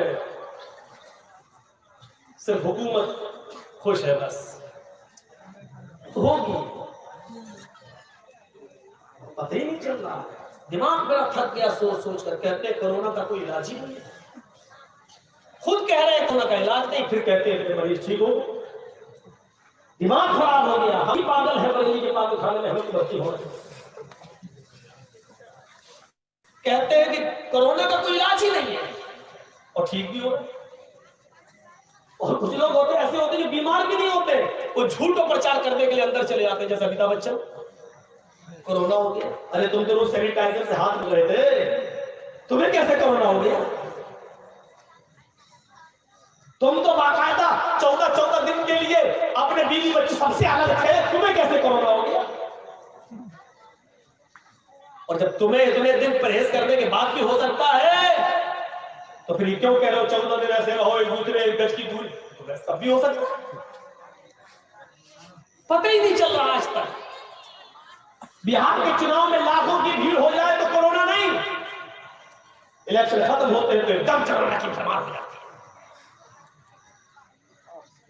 لاکھوں کی تعداد میں کسان بیچارے دلی کے بارڈر پر پڑے ہوئے ہیں، کورونا نہیں، اور جیسے یہ کسان بھاگیں گے اب ہڑتال ختم ہوگی ویسے دیکھنا کورونا کے کتنے مریض نکلے۔ بڑی لمبی کمائی ہے اس میں، تم پہنچے نہیں، ہماری عقل ہی نہیں ہے۔ اس دیش کے سب سے اونچے آدمی کی عقل کے مقابلے میں ہماری عقل کیا ہے؟ ٹرینیں کون کرتا، ہوائی جہاز کون بند کرے گا، کروڑوں اربوں روپے کا نقصان کون کرے گا؟ لیکن ہماری عقل وہاں پہ نہیں پہنچی۔ قاضی شرح نے اپنے بیٹے کو جو فیصلہ سنایا اساتذہ کو، وہ ہمارے لیے مقام نہیں تھا۔ بخاری شریف کے اندر جو واقعہ نقل کیا گیا اس کو پڑھیے۔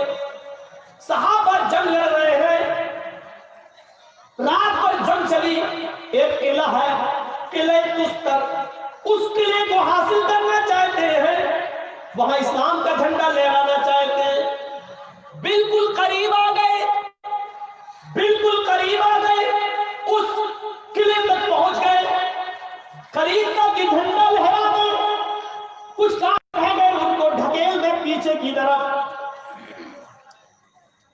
اتنے میں فجر کی اذان کی آواز آ جاتی ہے، الصلاۃ خیر من النوم، نماز پڑھنا بھی ضروری ہے۔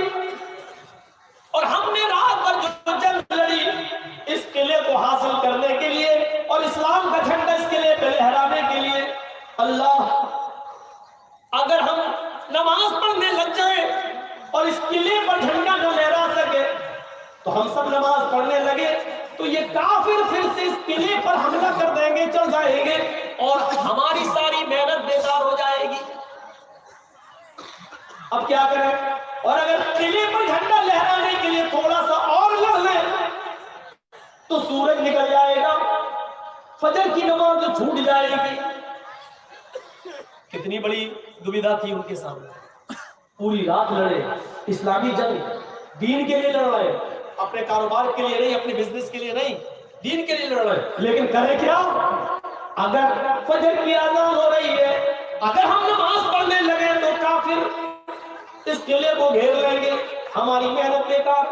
اور اگر قلعے پر جھنڈا لہرانے لگے، ان کافروں کو تھوڑا اور پیچھے کر دیں تو نماز فجر چھوٹ رہی ہے، اللہ ہم کیا کریں؟ ایک دوسرے کو دیکھتا ہے کیا کیا جائے، اور اشاروں میں باتیں ہوتی ہیں، پہلے جھنڈا لہرا دو، نماز تو ہم لوگ بعد میں بھی قضا کروائیں گے، اگر یہ قلعہ نکل گیا ہاتھ سے تو میری ساری محنت بیکار ہو جائے گی۔ اس واقعے کے راوی حضرت انس فرماتے ہیں اشارے آنکھوں میں ہو گئے اور ہم لوگ قلعے پر چڑھ بیٹھے، کافروں کو پیچھے ڈھکیل دیا اور سورج نکلنے سے پہلے ہم نے جھنڈا لہرا دیا، اسلام کا جھنڈا لہرا دیا اس قلعے پر، ہم نے اس قلعے کو فتح کر لیا۔ جب قلعہ فتح کر لیا گیا تو ہم سب لوگ تیمم کرنے لگے، اس لیے کہ وہاں پانی تو تھا نہیں۔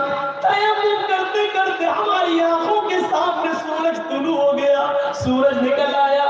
حضرت انس کہتے ہیں لوگوں نے مجھے نماز پڑھانے کے لیے آگے کھڑا کر دیا، سورج نکلنے کے بعد یہ نماز ہم لوگوں نے فجر کی سارے صحابہ نے پڑھی۔ حضرت انس کہتے ہیں جب وہ سجدے میں گئے تو فجر کی نماز کا اول وقت جو چھوٹ گیا، اس چھوٹ جانے کی وجہ سے حضرت انس اتنا روئے کہ زمین کے اندر گڈھا پڑ گیا اور ان گڈھے کے اندر آنسو بھر گئے۔ فجر کی نماز پڑھانے کے بعد جب سلام پھیرا، السلام علیکم ورحمۃ اللہ، السلام علیکم ورحمۃ اللہ، تو حضرت انس نے لوگوں سے کہا او میرے ساتھیو، جب سے میں اسلام لایا اور نماز شروع کی، اللہ کی قسم میری پوری زندگی میں یہ میری فجر کی پہلی نماز ہے جو آج سورج نکلنے کے بعد میں پڑھ رہا ہوں۔ لوگوں یہ میری پہلی نماز ہے جس کو میں نے سورج نکلنے کے بعد پڑھا ہے۔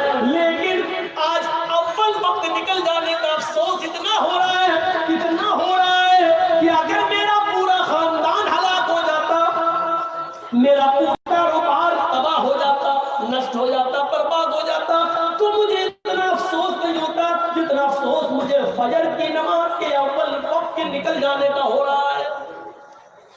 جبکہ یہ جنگ اپنے لیے نہیں تھی، اسلام کے لیے تھی، لیکن اس کے باوجود افسوس ہو رہا ہے. میرے بھائیوں، ان واقعات کی روشنی میں ہم کتنے مسلمان، کتنے پرسنٹ مسلمان نظر آ رہے ہیں؟ ذرا دیکھیے، جب ہم نے نماز ہی کو باقی نہیں رکھا تو اسلام کہاں رہ گیا ہمارے اندر؟ اسلام ہی تو اصل دین ہے. الصلاۃ عماد الدین، من حطم الصلاۃ حطم الدین. اسلام دین کا ستون ہے. جس نے نماز دین کا ستون ہے، اور جس نے نماز چھوڑ دی اس نے دین کو چھوڑ دیا. جس نے نماز کو گرا دیا اس نے دین کو گرا دیا. ایک وقت کی نماز کہہ رہی ہے زندگی کی میری پہلی نماز ہے جو سورج نکلنے کے بعد میں پڑھا. ابھی دیکھنا گاؤں میں اشٹر نگر میں ایسے لوگ ہو گئے، ابھی کوئی لڑکا کوئی لڑکی اکیلے میں پکڑے جائے اور ثبوت مل جائے تو پنچایت بیٹھنا شروع ہو جائے گی. کیا کیا جائے، اس لڑکے کو کون سی سزا دی جائے، اس لڑکی کے لیے کیا کیا جائے، چلو اب اس لڑکی کا کہاں شادی ہوگی، کہاں نکاح ہوگا، چلو شادی کراؤ یا دنڈ جرمانہ دو. ابھی پنچایت بیٹھ جائے گی، گاؤں کے سردار لوگ اکٹھے ہو جائیں گے، پنچ بیٹھ جائیں گے، پنچایتیں بیٹھنے لگیں. میں ان گاؤں کے سرداروں سے اور ذمہ داروں سے پوچھنا چاہتا ہوں، لڑکے اور لڑکی کے معاملے میں آپ فوراً پنچایتیں لے کے بیٹھ جاتے ہیں اور آپ کی پنچایت کا فیصلہ سب کو ماننا پڑتا ہے. میں پوچھنا چاہتا ہوں، آپ کے معاشرے میں فجر کی نماز کے جماعت نہ پڑھنے والے، فجر کی نماز کو جماعت سے ادا نہ کرنے والوں کے لیے آپ نے کتنی پنچایتیں بٹھا لی ہیں؟ ظہر کی نماز ترک کرنے والوں کے لیے آپ نے کتنی پنچایتیں بٹھائی ہیں؟ مجھے بتائیے. 200 اور 300 آدمی جو باراتوں میں آج آ رہے ہیں، لڑکی والے کے یہاں چور اور ڈاکو بن کے کھا رہے ہیں، آپ نے کتنی پنچایتیں بٹھائی ہیں آپ نے ان کے لیے؟ بس لڑکا لڑکی کا معاملہ ہوا تو آپ سرپنچ ہیں، نماز کا معاملہ ہوگا تو معاشرے میں سماج کے اندر نمازیں چھوڑی جائیں گی تو آپ میٹنگ نہیں کریں گے. مطلب آپ کے نظر میں جو چیزیں اچھی ہوں گی وہ آپ کریں گے، اور جو آپ کو راست آئیں گی ان پر کوئی میٹنگ نہیں ہوگی، اس پر کوئی پنچایت نہیں بیٹھے گی. بات آپ کے نظر میں حلال ہے اور بات کی کوئی پرواہ نہیں ہے. اگر پنچایتوں کا یہ مقصد ہے تو جوتے کی نوک پہ ٹھکراتا ہوں ایسی پنچایتوں. کیا مقصد ہے پھر ایسی پنچایت؟ اور کیجیے. حضرت عمر فاروق فجر کی نماز پڑھا رہے، سنیے غور کرنا. حضرت عمر فاروق فجر کی نماز پڑھا رہے، فیروز نامی آدمی چھپا ہوا ہے، مجوسی ابو لولو جس کو کہا جاتا ہے، خنجر کو زہر میں بجھائے ہوئے چھپا ہوا ہے. جیسے حضرت عمر نے نیت باندھی اللہ اکبر کا، ویسے ہی اس نے بجھا ہوا خنجر حضرت عمر کے پیٹ میں مار دیا. وہ خنجر جب نکالا تو عمر فاروق کا پیٹ ناف سے لے کر، ناف یہ نابھی جس کو بولتے ہیں، جب اس نے خنجر نکالا تو خنجر نے اس نابھی سے لے کر نیچے تک، کہیں جہاں شرمگاہ ہوتی ہے پیشاب کی جگہ، کہاں تک اس پیٹ کو پھاڑ دیا. جب تک عمر فاروق میں طاقت رہی نماز پڑھاتے رہے، وہ پھر بے ہوش ہو کے گر گئے. ان کو لایا گیا، ایک صحابی آگے بڑھے، انہوں نے نماز پڑھی. ایک صحابی پیچھے سے وضو بنا کے آ رہے تھے، انہوں نے ابو لولو کو بھاگتے ہوئے دیکھا تو پکڑنے کے لیے اپنی چادر اس کے اوپر ڈالی. ابو لولو کا پیر پھسل گیا، چادر میں پھسل گیا اور وہ زمین پہ گر پڑا. اس نے سوچا کہ اب تو میری سزا بھی موت ہے کیونکہ میں پکڑا گیا. تو اس نے وہی خنجر اپنے پیٹ میں مار کر خودکشی کر لی اور وہ مر گیا. سورج نکلنے کے بعد ہوش آیا، طبیب بیٹھے، حکیم بیٹھے ہوئے، کوئی کہہ رہا ہے کہ ان کو دودھ پلاؤ. حضرت عمر فاروق تو دودھ پی رہے، منہ سے دودھ پیتے، لیکن زخم اتنا گہرا ہے کہ وہ پیٹ میں دودھ رکتا ہی نہیں، پیٹ کے راستے سے، اس زخم کے راستے سے وہ دودھ باہر آ جاتا ہے. حکیموں نے کہا شہد پلاؤ، ان کو شہد کھلایا جا رہا ہے لیکن وہ شہد پیٹ کے راستے سے باہر آ رہا ہے، پانی پیٹ کے راستے سے باہر آ رہا ہے. ایک نوجوان کھڑا ہوا کہنے لگا امیر المومنین آپ کی حالت یہ ہے، لیجئے میں پانی لایا ہوں، وضو بنا لیجئے۔ آپ فجر کی نماز پڑھا رہے تھے، آپ ابھی 2 رکعت پڑھا بھی نہیں پائے کہ آپ بے ہوش ہو گئے، آپ لیٹے لیٹے نماز پڑھ لیجئے۔ حضرت عمر نے کہا کیا میں نے ابھی نماز نہیں پڑھی فجر کی؟ کہا نہیں، آپ بے ہوش ہو گئے۔ جلدی سے انہوں نے وضو بنایا اور پیٹ پر ایک کپڑا باندھا اور کھڑے ہو کر نماز پڑھی۔ لوگوں نے کہا اس کو امیر المومنین بیٹھ کے نہیں لیٹ کے پڑھیے، آپ کو کھڑے ہونے کی ضرورت نہیں، خون زیادہ بہ رہا ہے۔ فرمایا اللہ کے نبی نے فرمایا کھڑے ہو کر طاقت ہو تو کھڑے ہو کر پڑھو، اور جب کھڑے ہو کر پڑھنے کی طاقت نہ ہو تو بیٹھ کے پڑھو، اور بیٹھ کے پڑھنے کی طاقت نہ ہو تو لیٹ کے پڑھو، اور لیٹ کے بھی طاقت نہ ہو تو اشارے سے پڑھو۔ لیکن ابھی میرے اندر کھڑے ہو کر پڑھنے کی طاقت ہے، میں لوگوں نے پڑھ لی۔ کھڑے ہو کر نماز ادا کرنے کے بعد جب بستر پر لیٹے تو ایک نے پوچھا امیر المومنین آپ نے تو اس حال میں نماز ادا کر لی، آپ نے تو اس حال میں نماز پڑھ لی، لیکن آپ کے بعد اگر کسی اور مسلمان کا پیٹ پھٹ جائے، کھانا پانی دودھ شہد سب پیٹ سے نکلنے لگے اور وہ بستر پر لیٹا ہوا ہو اور وہ اس حال میں نماز چھوڑ دے تو اس کا کیا حکم ہے؟ اس حال میں اگر چھوڑ دے تو اس کا کیا حکم ہے؟ حضرت عمر نے کہا اس حال میں بھی پڑھنا پڑے گی اگر اس کو ہوش ہے تو۔ پوچھنے والے نے کیا پوچھا؟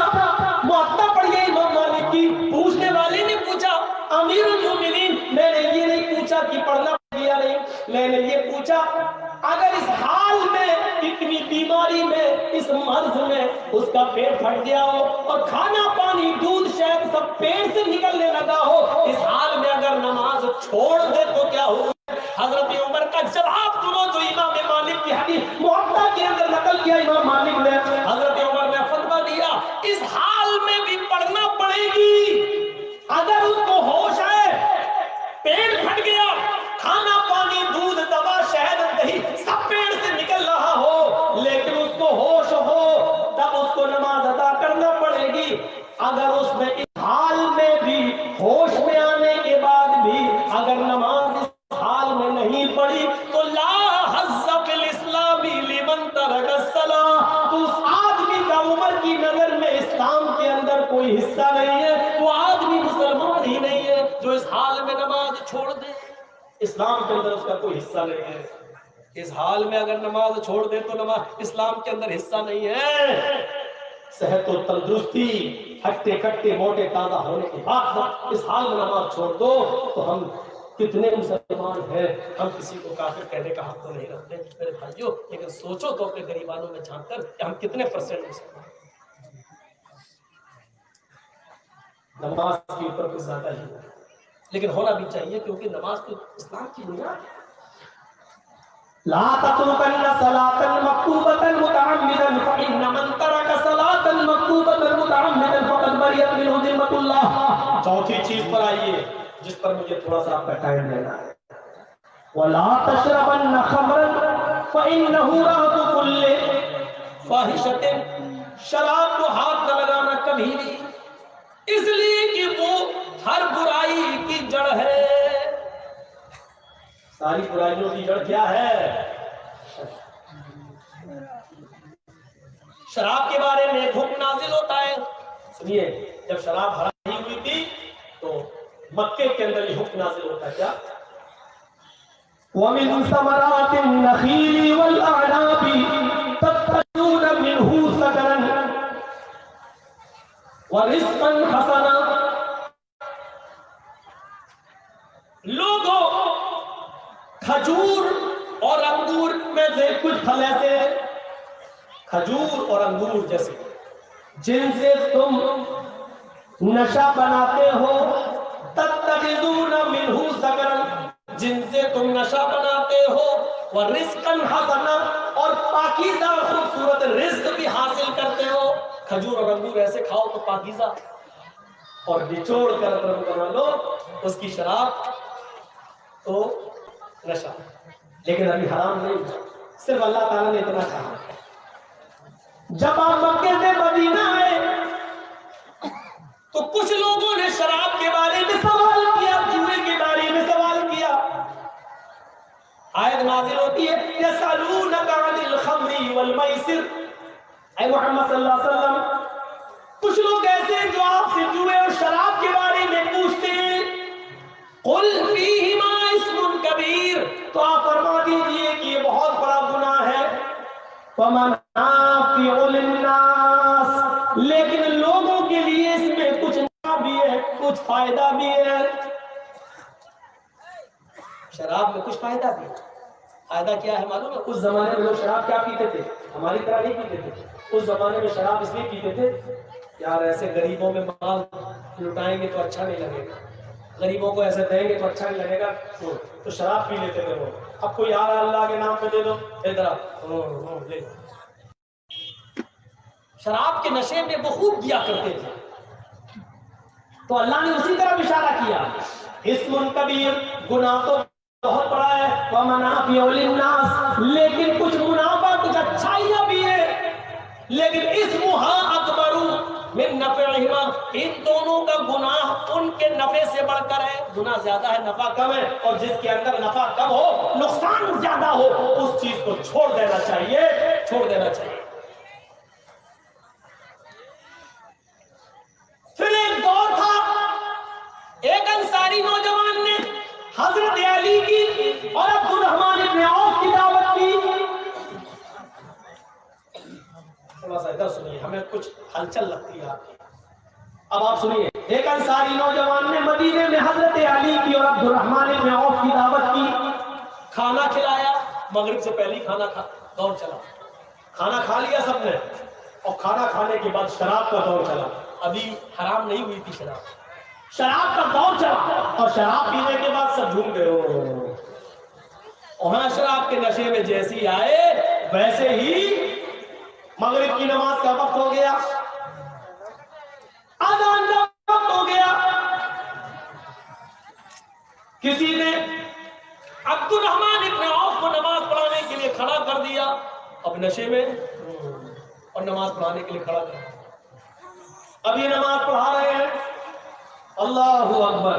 اب سنیے شراب کے نشے میں نماز کیسے ہو رہی ہے، وہ دیکھیے، اللہ اکبر، الحمدللہ رب العالمین الرحمن الرحیم مالک یوم الدین ایاک نعبد و ایاک نستعین غیر المغضوب علیہم ولا الضالین، ایسے ہو رہا ہے، اتنی تو صحیح چل گئی، اب وہ اور بڑھتا جا رہا ہے، اب قرآن کی آیت ہی بدل گئی، اب وہ پڑھ رہے ہیں، قل یا ایھا الکافرون، آیت کیا ہے؟ لا اعبد ما تعبدون، اب وہ کیا پڑھ رہے ہیں؟ قل یا ایھا الکافرون نحن نعبد ما تعبدون۔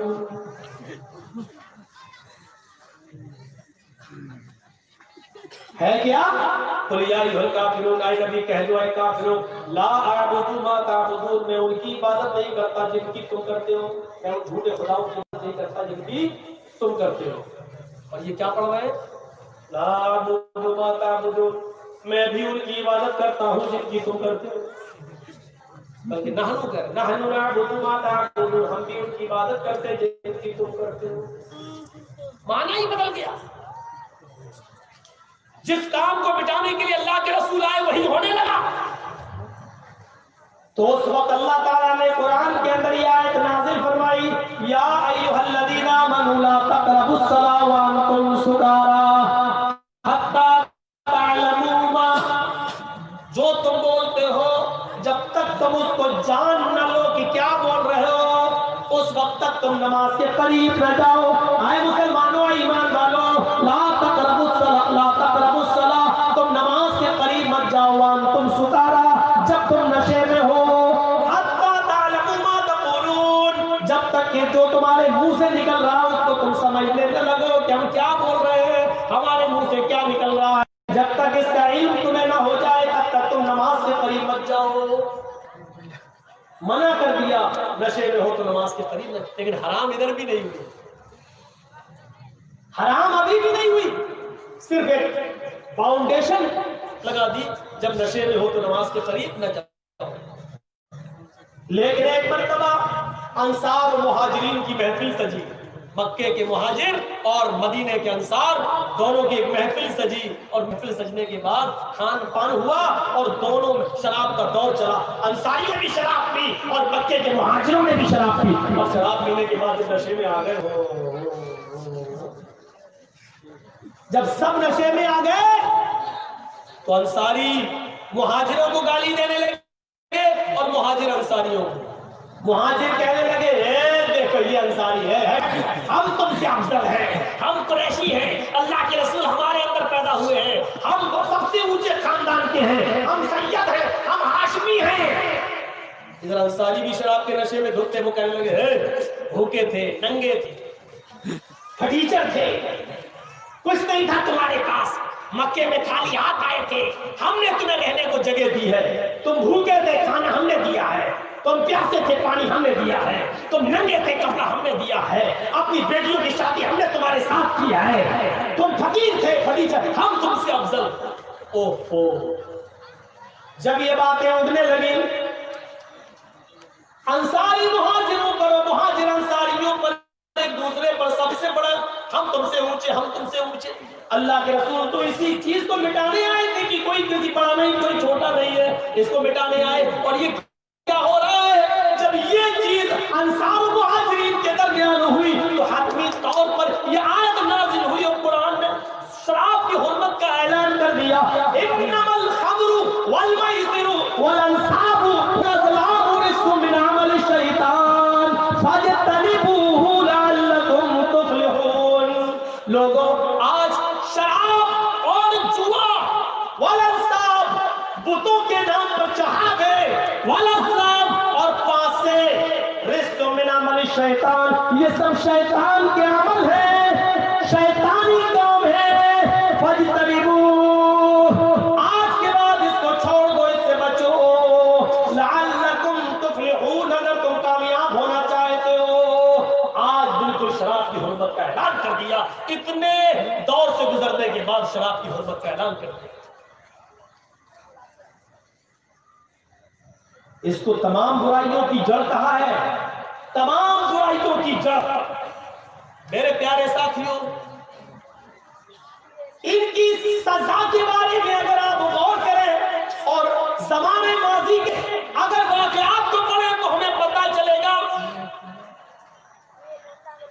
حضرت قدامہ کا واقعہ آپ کو یاد ہوگا، صحابی ہے. حضرت قدامہ نے بیماری کی حالت میں سخت بیمار تھے اور بیماری کی حالت میں شراب پی لی. چلو نیند آ جائے گی، برداشت نہیں ہو رہا تھا ان پر، تکلیف برداشت نہیں ہو رہی. اور سنیے یہ واقعہ جھنجھوڑ دے گا شراب پینے والوں کو اگر ان کے اندر کچھ غیرت ہوگی تو. حضرت قدامہ نے قدامہ ابن مظعون تکلیف میں کرا رہے ہیں، شدت طبیعت خراب ہے کچھ زیادہ. کبھی کبھی ہوتا نا بہت زیادہ طبیعت خراب ہے، لوگ نیند کی گولی بہت درد برداشت نہیں کر رہے تو نیند کی گولی ہوتا ہے، ڈاکٹر بھی لکھ دیتا. یہی کیا حضرت قدامہ نے، سخت طبیعت خراب، اور انہوں نے طبیعت خراب ہونے کی وجہ سے انہوں نے تھوڑی سی شراب پی لی کہ نیند آ جائے گی، تھوڑا سکون مل جائے گا. جیسے انہوں نے شراب پی اور سو گئے، حضرت ابو ہریرہ رضی اللہ تعالیٰ عنہ نے اور کچھ بڑے بڑے صحابہ نے یہ رپورٹ کر دی حضرت عمر کو. امیر المومنین سخت بیماری کی وجہ سے، تکلیف برداشت نہ کرنے کی وجہ سے حضرت قدامہ نے شراب پی لی. صبح ہوتے ہی حضرت عمر فاروق نے حضرت قدامہ کو بلوایا اور کہا تمہارے بارے میں مجھے پختہ رپورٹ ملی ہے. یہ بیماری میں پی پھر بھی حضرت عمر کا اصول دیکھیے، تمہارے بارے میں ہمیں پختہ رپورٹ ملی ہے کہ تم نے کل شراب پی لی تھی. حضرت قدامہ کہتے ہیں ہاں امیر المومنین بہت زیادہ طبیعت خراب تھی، برداشت نہیں ہو رہا تھا، اس لیے سکون حاصل کرنے کے لیے میں نے تھوڑی سی شراب پی لی. حضرت عمر کہتے شراب پینے والے کی سزا یہ ہے کہ اس کو 40 کوڑے مارے جائیں گے، 40 کوڑے مارنے کے لیے تیار رہو۔ حضرت ابو ہریرہ اور دوسرے بڑے بڑے صحابہ کہنے لگے امیر المومنین میں آپ کو منع نہیں کر رہا ہوں، ان کو سزا دینے کے لیے منع نہیں کر رہا ہوں، شراب کی سزا ملنی چاہیے، لیکن ابھی ان کی طبیعت بہت زیادہ خراب ہے، ابھی یہ بہت زیادہ بیمار ہے، لہذا سزا کو اتنے دنوں کے لیے مؤخر کر دیجئے، ٹال دیجئے جب تک ان کی طبیعت ٹھیک نہ ہو جائے، جب یہ صحت مند ہو جائے، طبیعت کی ٹھیک ہو جائے، تب ان کے جسم پر کوڑے لگا دینا، لیکن ابھی یہ برداشت نہیں کر پائیں گے۔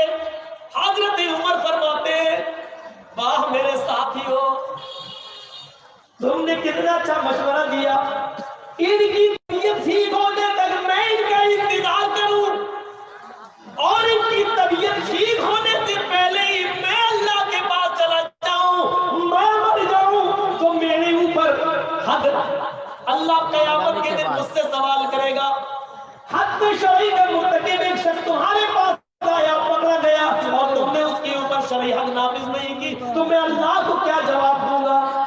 نہیں، میں اس کو ابھی اور اسی وقت سزا دوں گا، ان کی بیماری میں ہی میں سزا دوں گا، میں سزا کو ٹال نہیں سکتا۔ پھر حضرت عمر فاروق نے ایک آدمی بلایا اور کہا کہ ان کو کوڑے لگاؤ، ایک مضبوط کوڑا منگایا گیا اور بیماری کی حالت میں حضرت قدامہ ابن مسعود کو ان کی بیماری کی حالت میں ان کو کوڑے مارے گئے، 40 کوڑے، انہوں نے کوڑے تو کھا لیے، برداشت کر لیا، لیکن ان کوڑوں کی ضرب نے ان کی ہڈیوں میں درد پیدا کر دیا کہ وہ پھر پوری زندگی وہ صحیح نہیں ہو سکے، پھر انہوں نے پوری زندگی اس مار کا اثر ان کی باڈی کے اوپر رہا، وہ صحیح سے چل نہیں پاتے تھے، صحیح سے بیٹھ نہیں سکتے تھے، صحیح سے کھا نہیں سکتے تھے، لیکن میرے بھائیو حضرت عمر فاروق نے اس حال میں بھی ان کو سزا دی۔ اس طرح لڑکے لڑکی کے معاملے میں پنچایت بٹھا کے سزا دیتے ہو، شرابیوں کو کیا سزا دیتے ہو؟ مجھے بتائیں، معاشرے کے لوگ اور ذمہ دار اور سرپنچ اور سردار کیا سزا دیتے ہو شراب پینے والوں کو؟ حضرت عمر فاروق نے سزا دی، بیماری کی حالت میں سزا دی، اور اس نوجوان نسل کو سوچنا چاہیے کہ جب بیماری کی حالت میں شراب تھوڑی سی پی لی، جبکہ ہم لوگ بھی درد کی دوائیں لے لیتے ہیں، نشے کی نیند کی گولیاں کھا لیتے ہیں، ہمیں اور آپ کو سوچنا چاہیے اگر حضرت قدامہ نے بیماری کی وجہ سے سکون پانے کے لیے تھوڑی سی شراب پی لی، شوق نہیں تھی، عادت نہیں تھی، لیکن حرام ہونے کے بعد پی تھی، تو حضرت عمر نے بیماری کی حالت میں کوڑے لگائے۔ اب ہم اندازہ لگا سکتے ہیں اس کے باوجود کوڑے، ہم تو صحیح حالت میں پی رہے ہیں، انگریزی دینا، دیسی دینا، پوا دینا، آدھا دینا، کیا کیا یہ نوجوان کیسے پی رہے ہیں؟ ڈرو اللہ کے عذاب سے، ڈرو۔ حضرت عمر فاروق رات کی تاریکی میں گشت کر رہے ہیں، حضرت عمر فاروق رات کی تاریکی میں گشت کر رہے ہیں، گشت کرتے کرتے وہ ایک ایسے مکان کے پاس سے گزرے جس مکان کے اندر ایک عورت ایک شعر پڑھ رہی تھی، جس مکان کے اندر ایک عورت ایک شعر پڑھ رہی تھی، ہر من سبیل الی خمر فاشربها ام هل سبیل الی نظر ابن حجاج۔ کیا شعر پڑھ رہی تھی؟ حضرت عمر کے کانوں میں اس گھر سے عورت کی آنے والی آواز ٹکرائی۔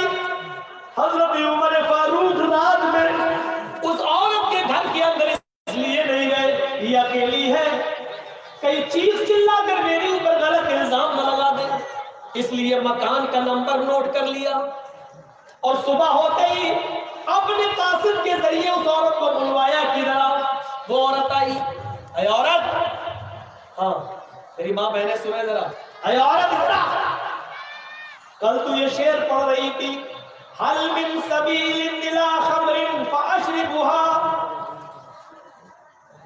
کیا کوئی راستہ ہے شراب پیخانے تک جانے کا؟ کیا کوئی راستہ ہے شراب کا کہ میں وہاں تک پہنچ جاؤں، فاشربها، اور شراب تھوڑی سی پی لوں؟ ام حل سبیل الی نظر ابن حجاج، یا کوئی جگہ ہے یا کوئی راستہ ہے جو مجھے نظر ابن حجاج کے پاس لے جائے؟ اے عورت، یہ شراب کی طلب کیسی تھی رات میں؟ شراب کیوں مانگ رہی تھی تو؟ ایسے. اور یہ نظر ابن حجاج کون ہے جس کے عشق میں تو پاگل ہے؟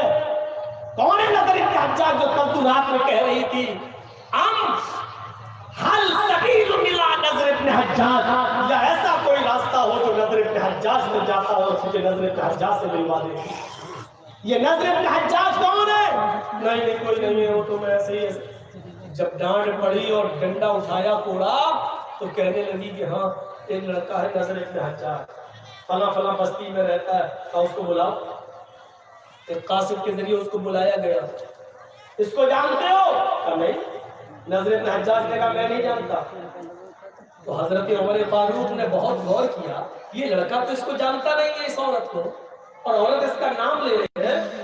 ہاں تم اسی مدینے میں رہتے ہو؟ کہاں؟ تو حضرت عمر فاروق نے بہت غور کیا تو پتہ یہ چلا کہ وہ اس لیے عاشق تھی عورت کیونکہ وہ بہت زیادہ خوبصورت ہے، اور اس نظر ابن حجاج کے آگے کے یہ بال کے پیشانی کے یہاں وہ بہت آگے جس کو بولتے ہیں ہپی کٹ بال. یہ بہت سے لوگ نا ادھر تک بال رکھتے ہیں نا، کبھی کبھی ایسے کرتے رہتے. یہ آگے کے بال بڑے خطرناک ایسے. کبھی کبھی ٹی وی پر آپ کوئی ڈرامہ دیکھتے ہیں ایسے، یہ اسٹائل ہوتی ہے بار بار ایسے کرنے کا. تو یہ پیشانی تو کہا ہے نظر ابن حجاج تمہاری کوئی غلطی نہیں ہے، لیکن تمہارے بالوں کے فتنے نے مدینے کی عورتوں کو فتنے میں ڈال دیا. آئے نظر ابن حجاج، تمہاری یہ پیشانی کے بڑے بڑے بالوں نے مدینے کی عورتوں کو فتنے میں ڈال دیا ہے. مدینے کی عورتیں تمہارے بالوں پہ فدا ہو رہی ہیں، اس لیے تمہیں بال کٹوانا پڑیں گے. کہ ٹھیک ہے میں کٹوا لوں گا. تم کیوں کٹواؤ گے؟ اب تو میری نظروں کے سامنے آ گئے. بیٹھو. حجام کو بلایا کا پورا ٹکلا کر دیا، بالکل ویسے ہی کر دیا جیسے ہمارے اس دیش کے نہیں بولے بولتا مالدہ میں ہو کسی کاموں میں ہو. وہ سمجھ گئے ہوں گے آپ کون کون ہے.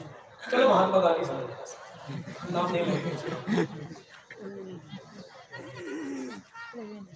بالکل ٹکلا کر دیا انہوں نے. حجام آیا ہو اس طرح چلا کے پورا ٹکلا کر دیا. اب حضرت عمر فاروق نے ان کے اوپر ایک امامہ باندھ دیا صافہ. لیکن خدا کی قدرت دیکھو، جب امامہ باندھا تو وہ پہلے سے اور زیادہ خوبصورت لگنے لگا. ہوتا ہے اب جب امامہ باندھا تو وہ پہلے سے زیادہ خوبصورت. پہلے تو ایک عورت مر رہی تھی، اب 10 مرنے لگی. حضرت عمر نے ان کو دوبارہ بلایا، کہا نظر ابن حجاج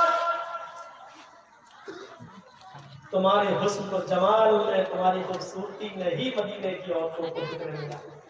اب تمہارا ایک ہی علاج ہے. کہا کیا؟ کہا تمہیں اس شہر سے نکالا جائے. حضرت عمر جڑ کاٹتے تھے، برائی کی جڑ. نہ تم رہو گے نہ مدینے کی عورتیں فتنے میں پڑیں گی. انہوں نے کہا میرا کیا قصور ہے؟ کہا تمہارا قصور نہیں ہے، تمہارا قصور یہ ہے کہ تمہارے بال بڑے بڑے تھے آگے کے، مدینے کی عورتیں فتنے میں مبتلا تھی. کہا وہ تو آپ نے کاٹ دیے. کہا میں کیا کروں؟ امامہ باندھا تو اور خوبصورت لگ رہے ہو. کہا پھر یہ قصور تو اللہ کا، اللہ کو کیسے قصوروار ٹھہرا دوں؟ اللہ کو قصوروار نہیں ٹھہرایا جا سکتا ہے. اب تمہیں بصرہ میں جانا پڑے گا. مدینے چھوڑو. اور ان کو مدینے سے نکال کر بصرہ پہنچا دیا گیا کہ جاؤ اور یہاں دین کی تبلیغ کرو اور مدینے کی عورتوں کو فتنے میں ڈالو. یہ کام ہوتا ہے گاؤں کے سردار کا، سرپنچ کا. نکالو گے؟ ارے تم بال کٹوا نہیں سکتے ہو، نکالو گے کیا؟ قرآن میں آیا ابو جہل کے بارے میں، لَنَسْفَعًا بِالنَّاصِيَةِ، ہم اس کو پیشانی پکڑ کر جہنم کے اندر ڈال دیں گے. لَنَسْفَعًا بِالنَّاصِيَةِ، پیشانی یہ ماتھا تھوڑی پکڑا جاتا. پکڑ کے دکھاؤ. پکڑ دیا؟ نہیں پکڑ پاؤ گے. کیسے گھسیٹو گے؟ تو پیشانی سے مطلب کیا ہے؟ یہ بال، ماتھے کی بال. فرشتے ان بالوں کو پکڑ کر جو سامنے کے آگے کے بڑے بڑے بال ہیں ان کو پکڑ کر گھسیٹ کر ان کو جہنم میں ڈالیں گے۔ اس قرآن کی سائز سے پتا چلا کہ آگے کے بال زلف جس کو بولتے ہیں، یہ بڑے بڑے بال ابو جہل رکھا کرتا تھا، ابو جہل کی پہچان تھی۔ اور ابو جہل کے بارے میں اللہ تعالیٰ نے یہ فرمایا نوجوانوں آگے کے بال بڑا کر ابو جہل کی صفت اپنے اندر پیدا نہ کرو۔ شراب کو مانگ رہی تھی کہ شراب پی لوں تاکہ میں نظر ابن حجاج کو بھول جاؤں، یا کوئی مجھے نظر ابن حجاج کے پاس پہنچا دے۔ پتا چلا وہ شراب اس لیے مانگ رہی تھی تاکہ نظر کو بھول جاؤں، یا پھر نظر ابن حجاج کے پاس چلی جاؤں اور اس کے ساتھ اس کے جسم سے چپک جاؤں، زنا کر لوں۔ سچ کہا اللہ کے نبی نے، شراب ہر برائی کی جڑ ہے، ہر برائی کی جڑ۔ سنن نسائی کی ایک روایت موجود ہے، سنن نسائی کی ایک روایت موجود ہے، حضرت عثمان غنی اس حدیث راوی ہے، فرماتے ہیں کہ قوم بنی اسرائیل کے اندر ایک بہت پکا بڑا پرہیزگار عابد عبادت گزار تھا جس نے اپنی پوری زندگی عبادت میں گزار دی۔ اس علاقے کے اندر اس بستی کے اندر ایک بدکار عورت رہا کرتی تھی جس کا شوہر مر گیا، بیوہ تھی، اور وہ نوجوان لوگوں کو تلاش کیا کرتی تھی۔ اس کی نظر اس عابد پر پڑ گئی، اس عبادت گزار پر پڑ گئی۔ اس نے اپنے گھر کے نوکر چادروں کو یا کسی خادمہ سے کہا کہ فلاں فلاں عورت تمہیں بلا رہی ہے اور ایک معاملے میں تمہیں گواہی دینا پڑے گی۔ اس بیچارے نیک آدمی نے، سنن نسائی حدیث کے الفاظ ہے، اس بیچارے عابد نے سوچا کہ گواہی کا معاملہ ہے تو مجھے سچی سچی گواہی دے دینا چاہیے۔ وہ چلا گیا، اس عورت نے دروازے کے اندر اس کو جیسے اس نے دروازہ کھولا، پہلا دروازہ بند ہو گیا، دوسرا دروازہ دکھ رہا ہے، اندر سے آواز آتی ہے محترم اور اندر آئیے۔ اس نے دوسرا دروازہ کھولا، جیسے ہی دوسرا دروازہ کھولا اور اس کے اندر داخل ہوا تو اس کو تیسرا دروازہ دکھائی دیا، یعنی تیسرے کمرے کا دروازہ۔ اندر سے آواز آتی ہے ایک اور دروازہ پا دیجیے۔ وہ آگے بڑھا، اس نے تیسرا دروازہ کھولا تو کیا دیکھتا ہے، تین دروازے کھولنے کے بعد جو کمرہ ملتا ہے اس کمرے کے اندر ایک بہت ہی خوبصورت عورت بیٹھی ہوئی ہے، اس کے پاس ایک نوجوان خوبصورت لڑکا ہے، اور اس لڑکے اس عورت کے پاس شراب کی ایک بوتل بھی، ایک برتن بھی شراب سے بھرا ہوا رکھا ہے۔ اس عورت نے کہا میں نے کوئی گواہی دینے کے لیے تمہیں نہیں بلوایا ہے، آج تمہیں 3 کاموں میں سے ایک کام کرنا پڑے گا۔ اس نے کہا کون سا کام؟ کہا یا تو اس لڑکے کو قتل کرو جو نوجوان ہے، اٹھاؤ یہ تلوار چھری اور اس لڑکے کو قتل کرو۔ اس نے کہا بھائی یہ کیسے ہو سکتا ہے، اس نے میرا کیا بگاڑا، میں ناحق کسی کو قتل کیوں کروں؟ کہا اچھا نہیں کر سکتے ہو تو پھر میرے ساتھ زنا کرو۔ اس خوبصورت عورت نے کہا کہ پھر میرے ساتھ جسمانی تعلقات قائم کرو، مجھ سے ملو۔ اس نے کہا یہ تو حرام ہے، میں کیسے تم سے زنا کر سکتا ہوں، میری پوری زندگی نمازوں میں گزر گئی، تہجدوں میں گزر گئی، اللہ کی عبادت میں گزر گئی۔ اس نے کہا یہ بھی نہیں کر سکتے ہو تو یہ پھر شراب پیو۔ نوجوانوں، شراب کا نقصان میں تمہیں بتانا چاہتا ہوں، اس لیے میں نے اس حدیث کو پڑھا ہے آپ کے سامنے، سنن نسائی۔ اس آدمی نے جو پکا نمازی تھا، عبادت گزار تھا، یہ سوچنے لگا کہ میں تو پھنس گیا، باہر جانے کا کوئی راستہ نہیں ہے۔ تھوڑی دیر کے لیے اس نے چھری اٹھا لی، پھر سوچا کہ اس لڑکے کو قتل کر دوں، کہا نہیں یہ زیادہ بڑا گناہ ہے۔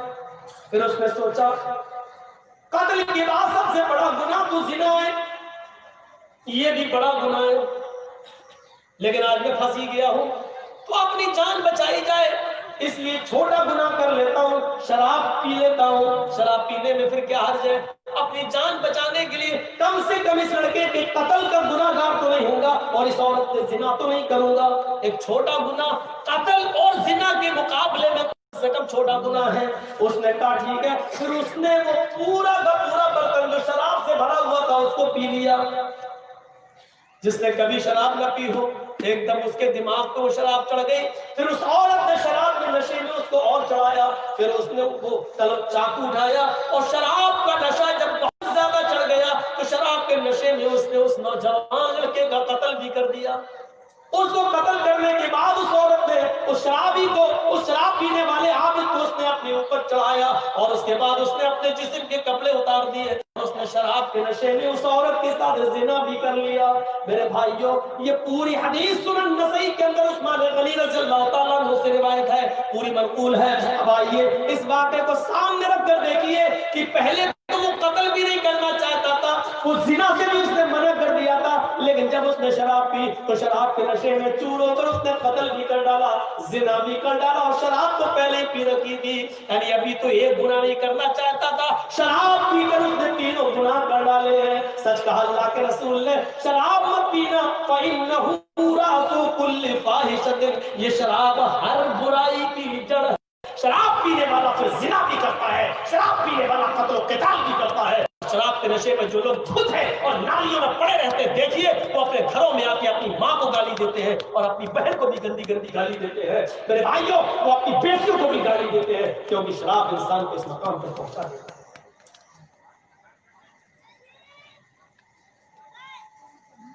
کہاں ہے ہم اپنے معاشرے پر, اپنی سوسائٹی پر نظر ڈالیں کہ آج ہماری شراب نے ہم کو کہاں پہنچا. ایک حدیث پر غور کیجیے, اللہ کے نبی فرماتے ہیں بنی اسرائیل میں 72 فرقے ہوئے تھے, میری امت میں 73 فرقے ہوں گے. اور نوجوانوں اس حدیث کو ضرور سن لیجیے, بنی اسرائیل میں 72 فرقے تھے, میری امت میں 73 ہوں گے. تب تریق امتی علی 73 ملہ, میری امت 73 فرقوں میں بڑھ جائے گی. حسب النعل بالنعل, جیسے پیروں میں جوتے پہنے جاتے وہ برابر ہوتے, کوئی چھوٹا بڑا نہیں, کوئی چھوٹا بڑا نہیں ہوتا, ایسی میری امت میں بنی اسرائیل میں کوئی فرق نہیں ہوگا. جو بنی اسرائیل نے کیا ہوگا وہ میری امت بھی کرے گی. اس کے بعد اللہ کے نبی نے فرمایا حتی ان کان منہم من اطاع امی علانیۃ لکان فی امتی من یصنع ذلک, اگر بنی اسرائیل میں کسی نے اپنی ماں کے ساتھ کسی چوراہے پر منہ کالا کیا ہوگا. نوجوانوں سنو, اگر بنی اسرائیل میں, یہود و نصارہ میں کسی نے اپنی ماں کے ساتھ اعلانیہ سب کے سامنے چوراہے پر زنا کیا ہوگا, اپنی ماں کے ساتھ منہ کالا کیا ہوگا, تو میری امت میں بھی ایسے لوگ پیدا ہوں گے. حتی ان کان منہم من اطاع امہ لکان علانیۃ لکان فی امتی من یصنع ذلک, تو میری امت میں بھی ایسا آ جائے گا قیامت سے پہلے کہ تم دیکھو گے کہ میری امت کے لوگ, میری مسلمان بھی اپنی ماں کے ساتھ علانیہ زنا کریں گے, چوراہے پر زنا کریں گے, اپنی ماں کے ساتھ منہ کالا کریں گے, اور جب تک ایسا نہیں کریں گے قیامت نہیں آئے گی. ایک بیٹا اپنے ہاتھ سے اپنے ماں کے گریبان کو چاٹتا, ایک بھائی اپنے ہی ہاتھوں سے اپنی بہن کے دامن کو چاٹ کرے گا, ایک بیٹا اپنے ہاتھ سے اپنے ماں کی عزت کو لوٹے گا, ایک بھائی اپنے ہاتھ سے اپنی بہن کی عزت و آبرو کو لوٹے گا. جانتے ہو اس نوجوان کو اس کی ماں کے ساتھ کھیلنے پر اور اس کی بہن کی عزت کو تار تار کرنے پر کون سی چیز ذمہ دار ہوگی؟ اس کی ذمہ دار ہوگی یہ شراب, جس کو ہم اور آپ دل دادا بنے ہوئے ہیں, جس کو پی رہے ہیں, کیونکہ شراب بھی ایک ایسی چیز ہے جو عقل پر پردے ڈال دیتی ہے, عقل کو چھپا دیتی ہے, اور جب عقل چھپ جاتی ہے تو ہمیں نظر نہیں آتا کہ یہ میری ماں ہے, یہ میری بہن ہے. یہ شراب کے نشے میں دھت ہو کر ایک لڑکا اپنی ماں کے ساتھ کھیلے گا, ایک بھائی اپنی بہن کے ساتھ کھیلے گا, اور یہ یہاں تک پہنچانے والا اور اس دروازے تک پہنچانے والی اگر کوئی چیز ہوگی تو وہ ہوگی شراب. معاشرے میں جہاں شراب نوشی بہت زیادہ ہے, میری ماں اور میری بہنوں, معاشرے کے اندر بے پردگی نے بھی ایک غلط ماحول خراب کر دیا ہے. آج کل جلسے بھی اس سے محفوظ نہ رہے, جلسے ہوتے تو میلہ لگتا ہے, اور میلہ لگتا ہے تو نوجوان لڑکے اور لڑکیاں اس میلے میں جاتے جاتے ہیں, ان کی لپسٹک بھی ہوتی ہے, پردہ تو بنگال میں دکھائی نہیں دیتا ہے. میرے بھائیوں, جہاں تالاب کے اندر ایک طرف لڑکے اور دوسری طرف لڑکیاں نہاتی ہوئی نظر آتی ہوں, وہاں سے کون سی امیدیں لگائی جا سکتی ہیں؟ غور کرو میرے پیارے ساتھیوں, جو پردے کے بارے میں کبھی حضرت فاطمہ رضی اللہ تعالیٰ عنہ کو یاد کرو, جب ان کی موت کا انتقال کا وقت آیا تو انہوں نے اپنے شوہر سے کہا, اے علی میری انتقال کا وقت قریب ہے, مجھے نہیں لگتا کہ میں بچوں گی. فرمایا علی نے ایسا کیوں کہہ رہی ہو؟ اے علی میری ایک وصیت ہے, اس کو نوٹ کر لینا. حضرت علی نے کہا, تم میری بیوی نہیں, تم میری وائف ہی نہیں, محمد رسول اللہ کی بیٹی ہو, بتاؤ تمہاری کیا وصیت ہے, میں اس کو ضرور پورا کروں گا. کہنے لگی فاطمہ, اے علی جب میرا انتقال ہو جائے, جب میں اس دنیا سے رخصت ہو جاؤں, جب میں اس دنیا سے چلی جاؤں, تو میرے جنازے کو, میری لاش کو کفن سے ڈھانک دینا. سفید رنگ کا کفن جب میری لاش پر چڑھاؤ تو میری لاش کو میری چارپائی پر بٹھا کر جب قبرستان کی طرف لے کر جاؤ تو آئے علی رات کے اندھیرے میں لے جانا, عشاء کی نماز کے بعد مجھے قبر میں دفنانا, دن کے اجالے میں دفن نہ کرنا. میری قبر کو دن میں, میری لاش کو دن میں نہ اتارنا قبر میں. حضرت علی نے کہا, اے فاطمہ ٹھیک ہے میں ایسا ہی کروں گا, لیکن رات میں ہی کیوں, دن میں اگر تمہارا انتقال جلدی ہو گیا, جلدی دفن ہونے کی نوبت آ گئی, تو تم رات کی وصیت کیوں کر رہی ہو؟ دن میں کیوں نہ دفن کروں, رات میں کیوں دفن کروں؟ تو حضرت فاطمہ کا جواب یہ تھا, میری ماں اس جواب کو سنو, میری بہنوں اس جواب کو سنو, اور میری قوم کی بیٹیوں اس جواب کو سنو, اور اپنے آپ پر ماتم کرو آج جو تم ننگا ناچ ناچ رہی ہو. حضرت فاطمہ نے کہا, اے علی میں نہیں چاہتی ہوں کہ میرے مرنے کے بعد مجھے جو کفن پہنایا جائے, میں نہیں چاہتی ہوں کہ میری لاش کو جب چارپائی پہ اٹھا کے جنازہ آگے بڑھایا جائے, تو میں نہیں چاہتی ہوں کہ غیر مردوں کی نظر میرے مردہ جسم پر پڑے ہوئے کفن پر بھی پڑے. چہرہ تو دور, میں نہیں چاہتی کہ میرے مردہ جسم پر پڑے ہوئے کفن پر غیر مرد کی نظر پڑے, میں نہیں چاہتی. یہ تھا محمد رسول اللہ کی بیٹی کا پردہ, یہ تھا محمد رسول اللہ کی بیٹی کا حال, جو انتقال سے پہلے یہ وصیت کر رہی ہے. وہ موبائل چلانے والی ہو سوچو, وہ فیس بک چلانے والی ہو سوچو, وہ واٹس ایپ پر الٹی سیدھی اور خوبصورت لڑکیوں کی فوٹو لگا کر نوجوانوں اپنے شکل و صورت سے بھڑکانے والی ہو سوچو. شاید تمہارے بارے میں اللہ کے نبی نے فرمایا, ایسی عورتیں کبھی بھی جنت کے اندر داخل نہ ہوں گی. لا يدخلن الجنہ ولا یجدن ریحہا, جنت میں جانا تو دور, جنت کی خوشبو بھی نہیں پائیں گی. میری بہنوں اپنے آپ کو سنبھالو, میری قوم کی بیٹیوں اپنے آپ کو سنبھالو. پورا مہاراشٹر میں آج دیکھ لو کتنی مسلمان لڑکیوں نے کورٹ میں اپلیکیشن دے دی ہے, اور وہ غیر مسلم لڑکوں کے ساتھ آج نکاح کرنے کے لیے تیار ہے. کتنی غیر مسلم, کتنی مسلمان لڑکیوں نے غیر مسلموں کے ساتھ نکاح کرنے کے لیے اپلیکیشن دے دی اور کہہ دیا میں چاہتی ہوں کہ میری شادی ان کے ساتھ ہو. میرے باپ اور میرے بھائی مجھے روکنا چاہیں گے, لیکن میں بالغ ہوں, میں اسی غیر مسلم کے ساتھ اپنی مرضی سے نکاح کرنے کے لیے تیار ہوں.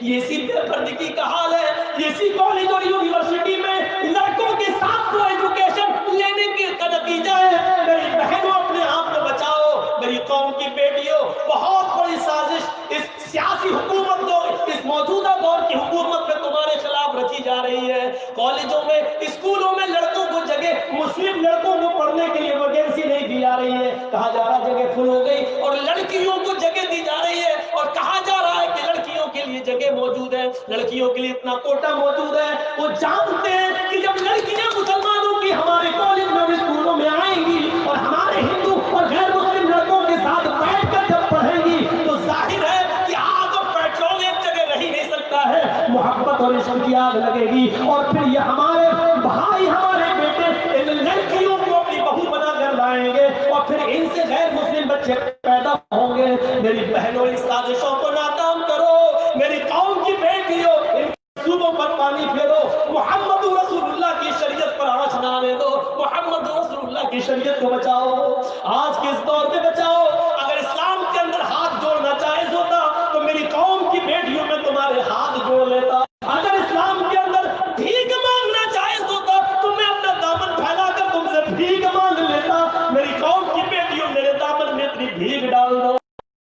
اپنے آپ کو پردے میں رکھو، اپنے آپ کو فیس بک اور واٹس ایپ اور میسنجر سے بچا لو اور اسلام کی خدمت کرو، حضرت فاطمہ جیسا پردہ کرو، اور اتنا نہ کرو تو کم سے کم موجودہ معاشرے میں ایسا تو کرو کہ تمہارے ماں باپ اور بھائیوں کی عزت ان کی چھلی چھلی نہ ہو، ان کو شرمندگی محسوس نہ ہو، معاشرے کو شرمندگی محسوس نہ ہو، اتنا تو کم سے کم کریے۔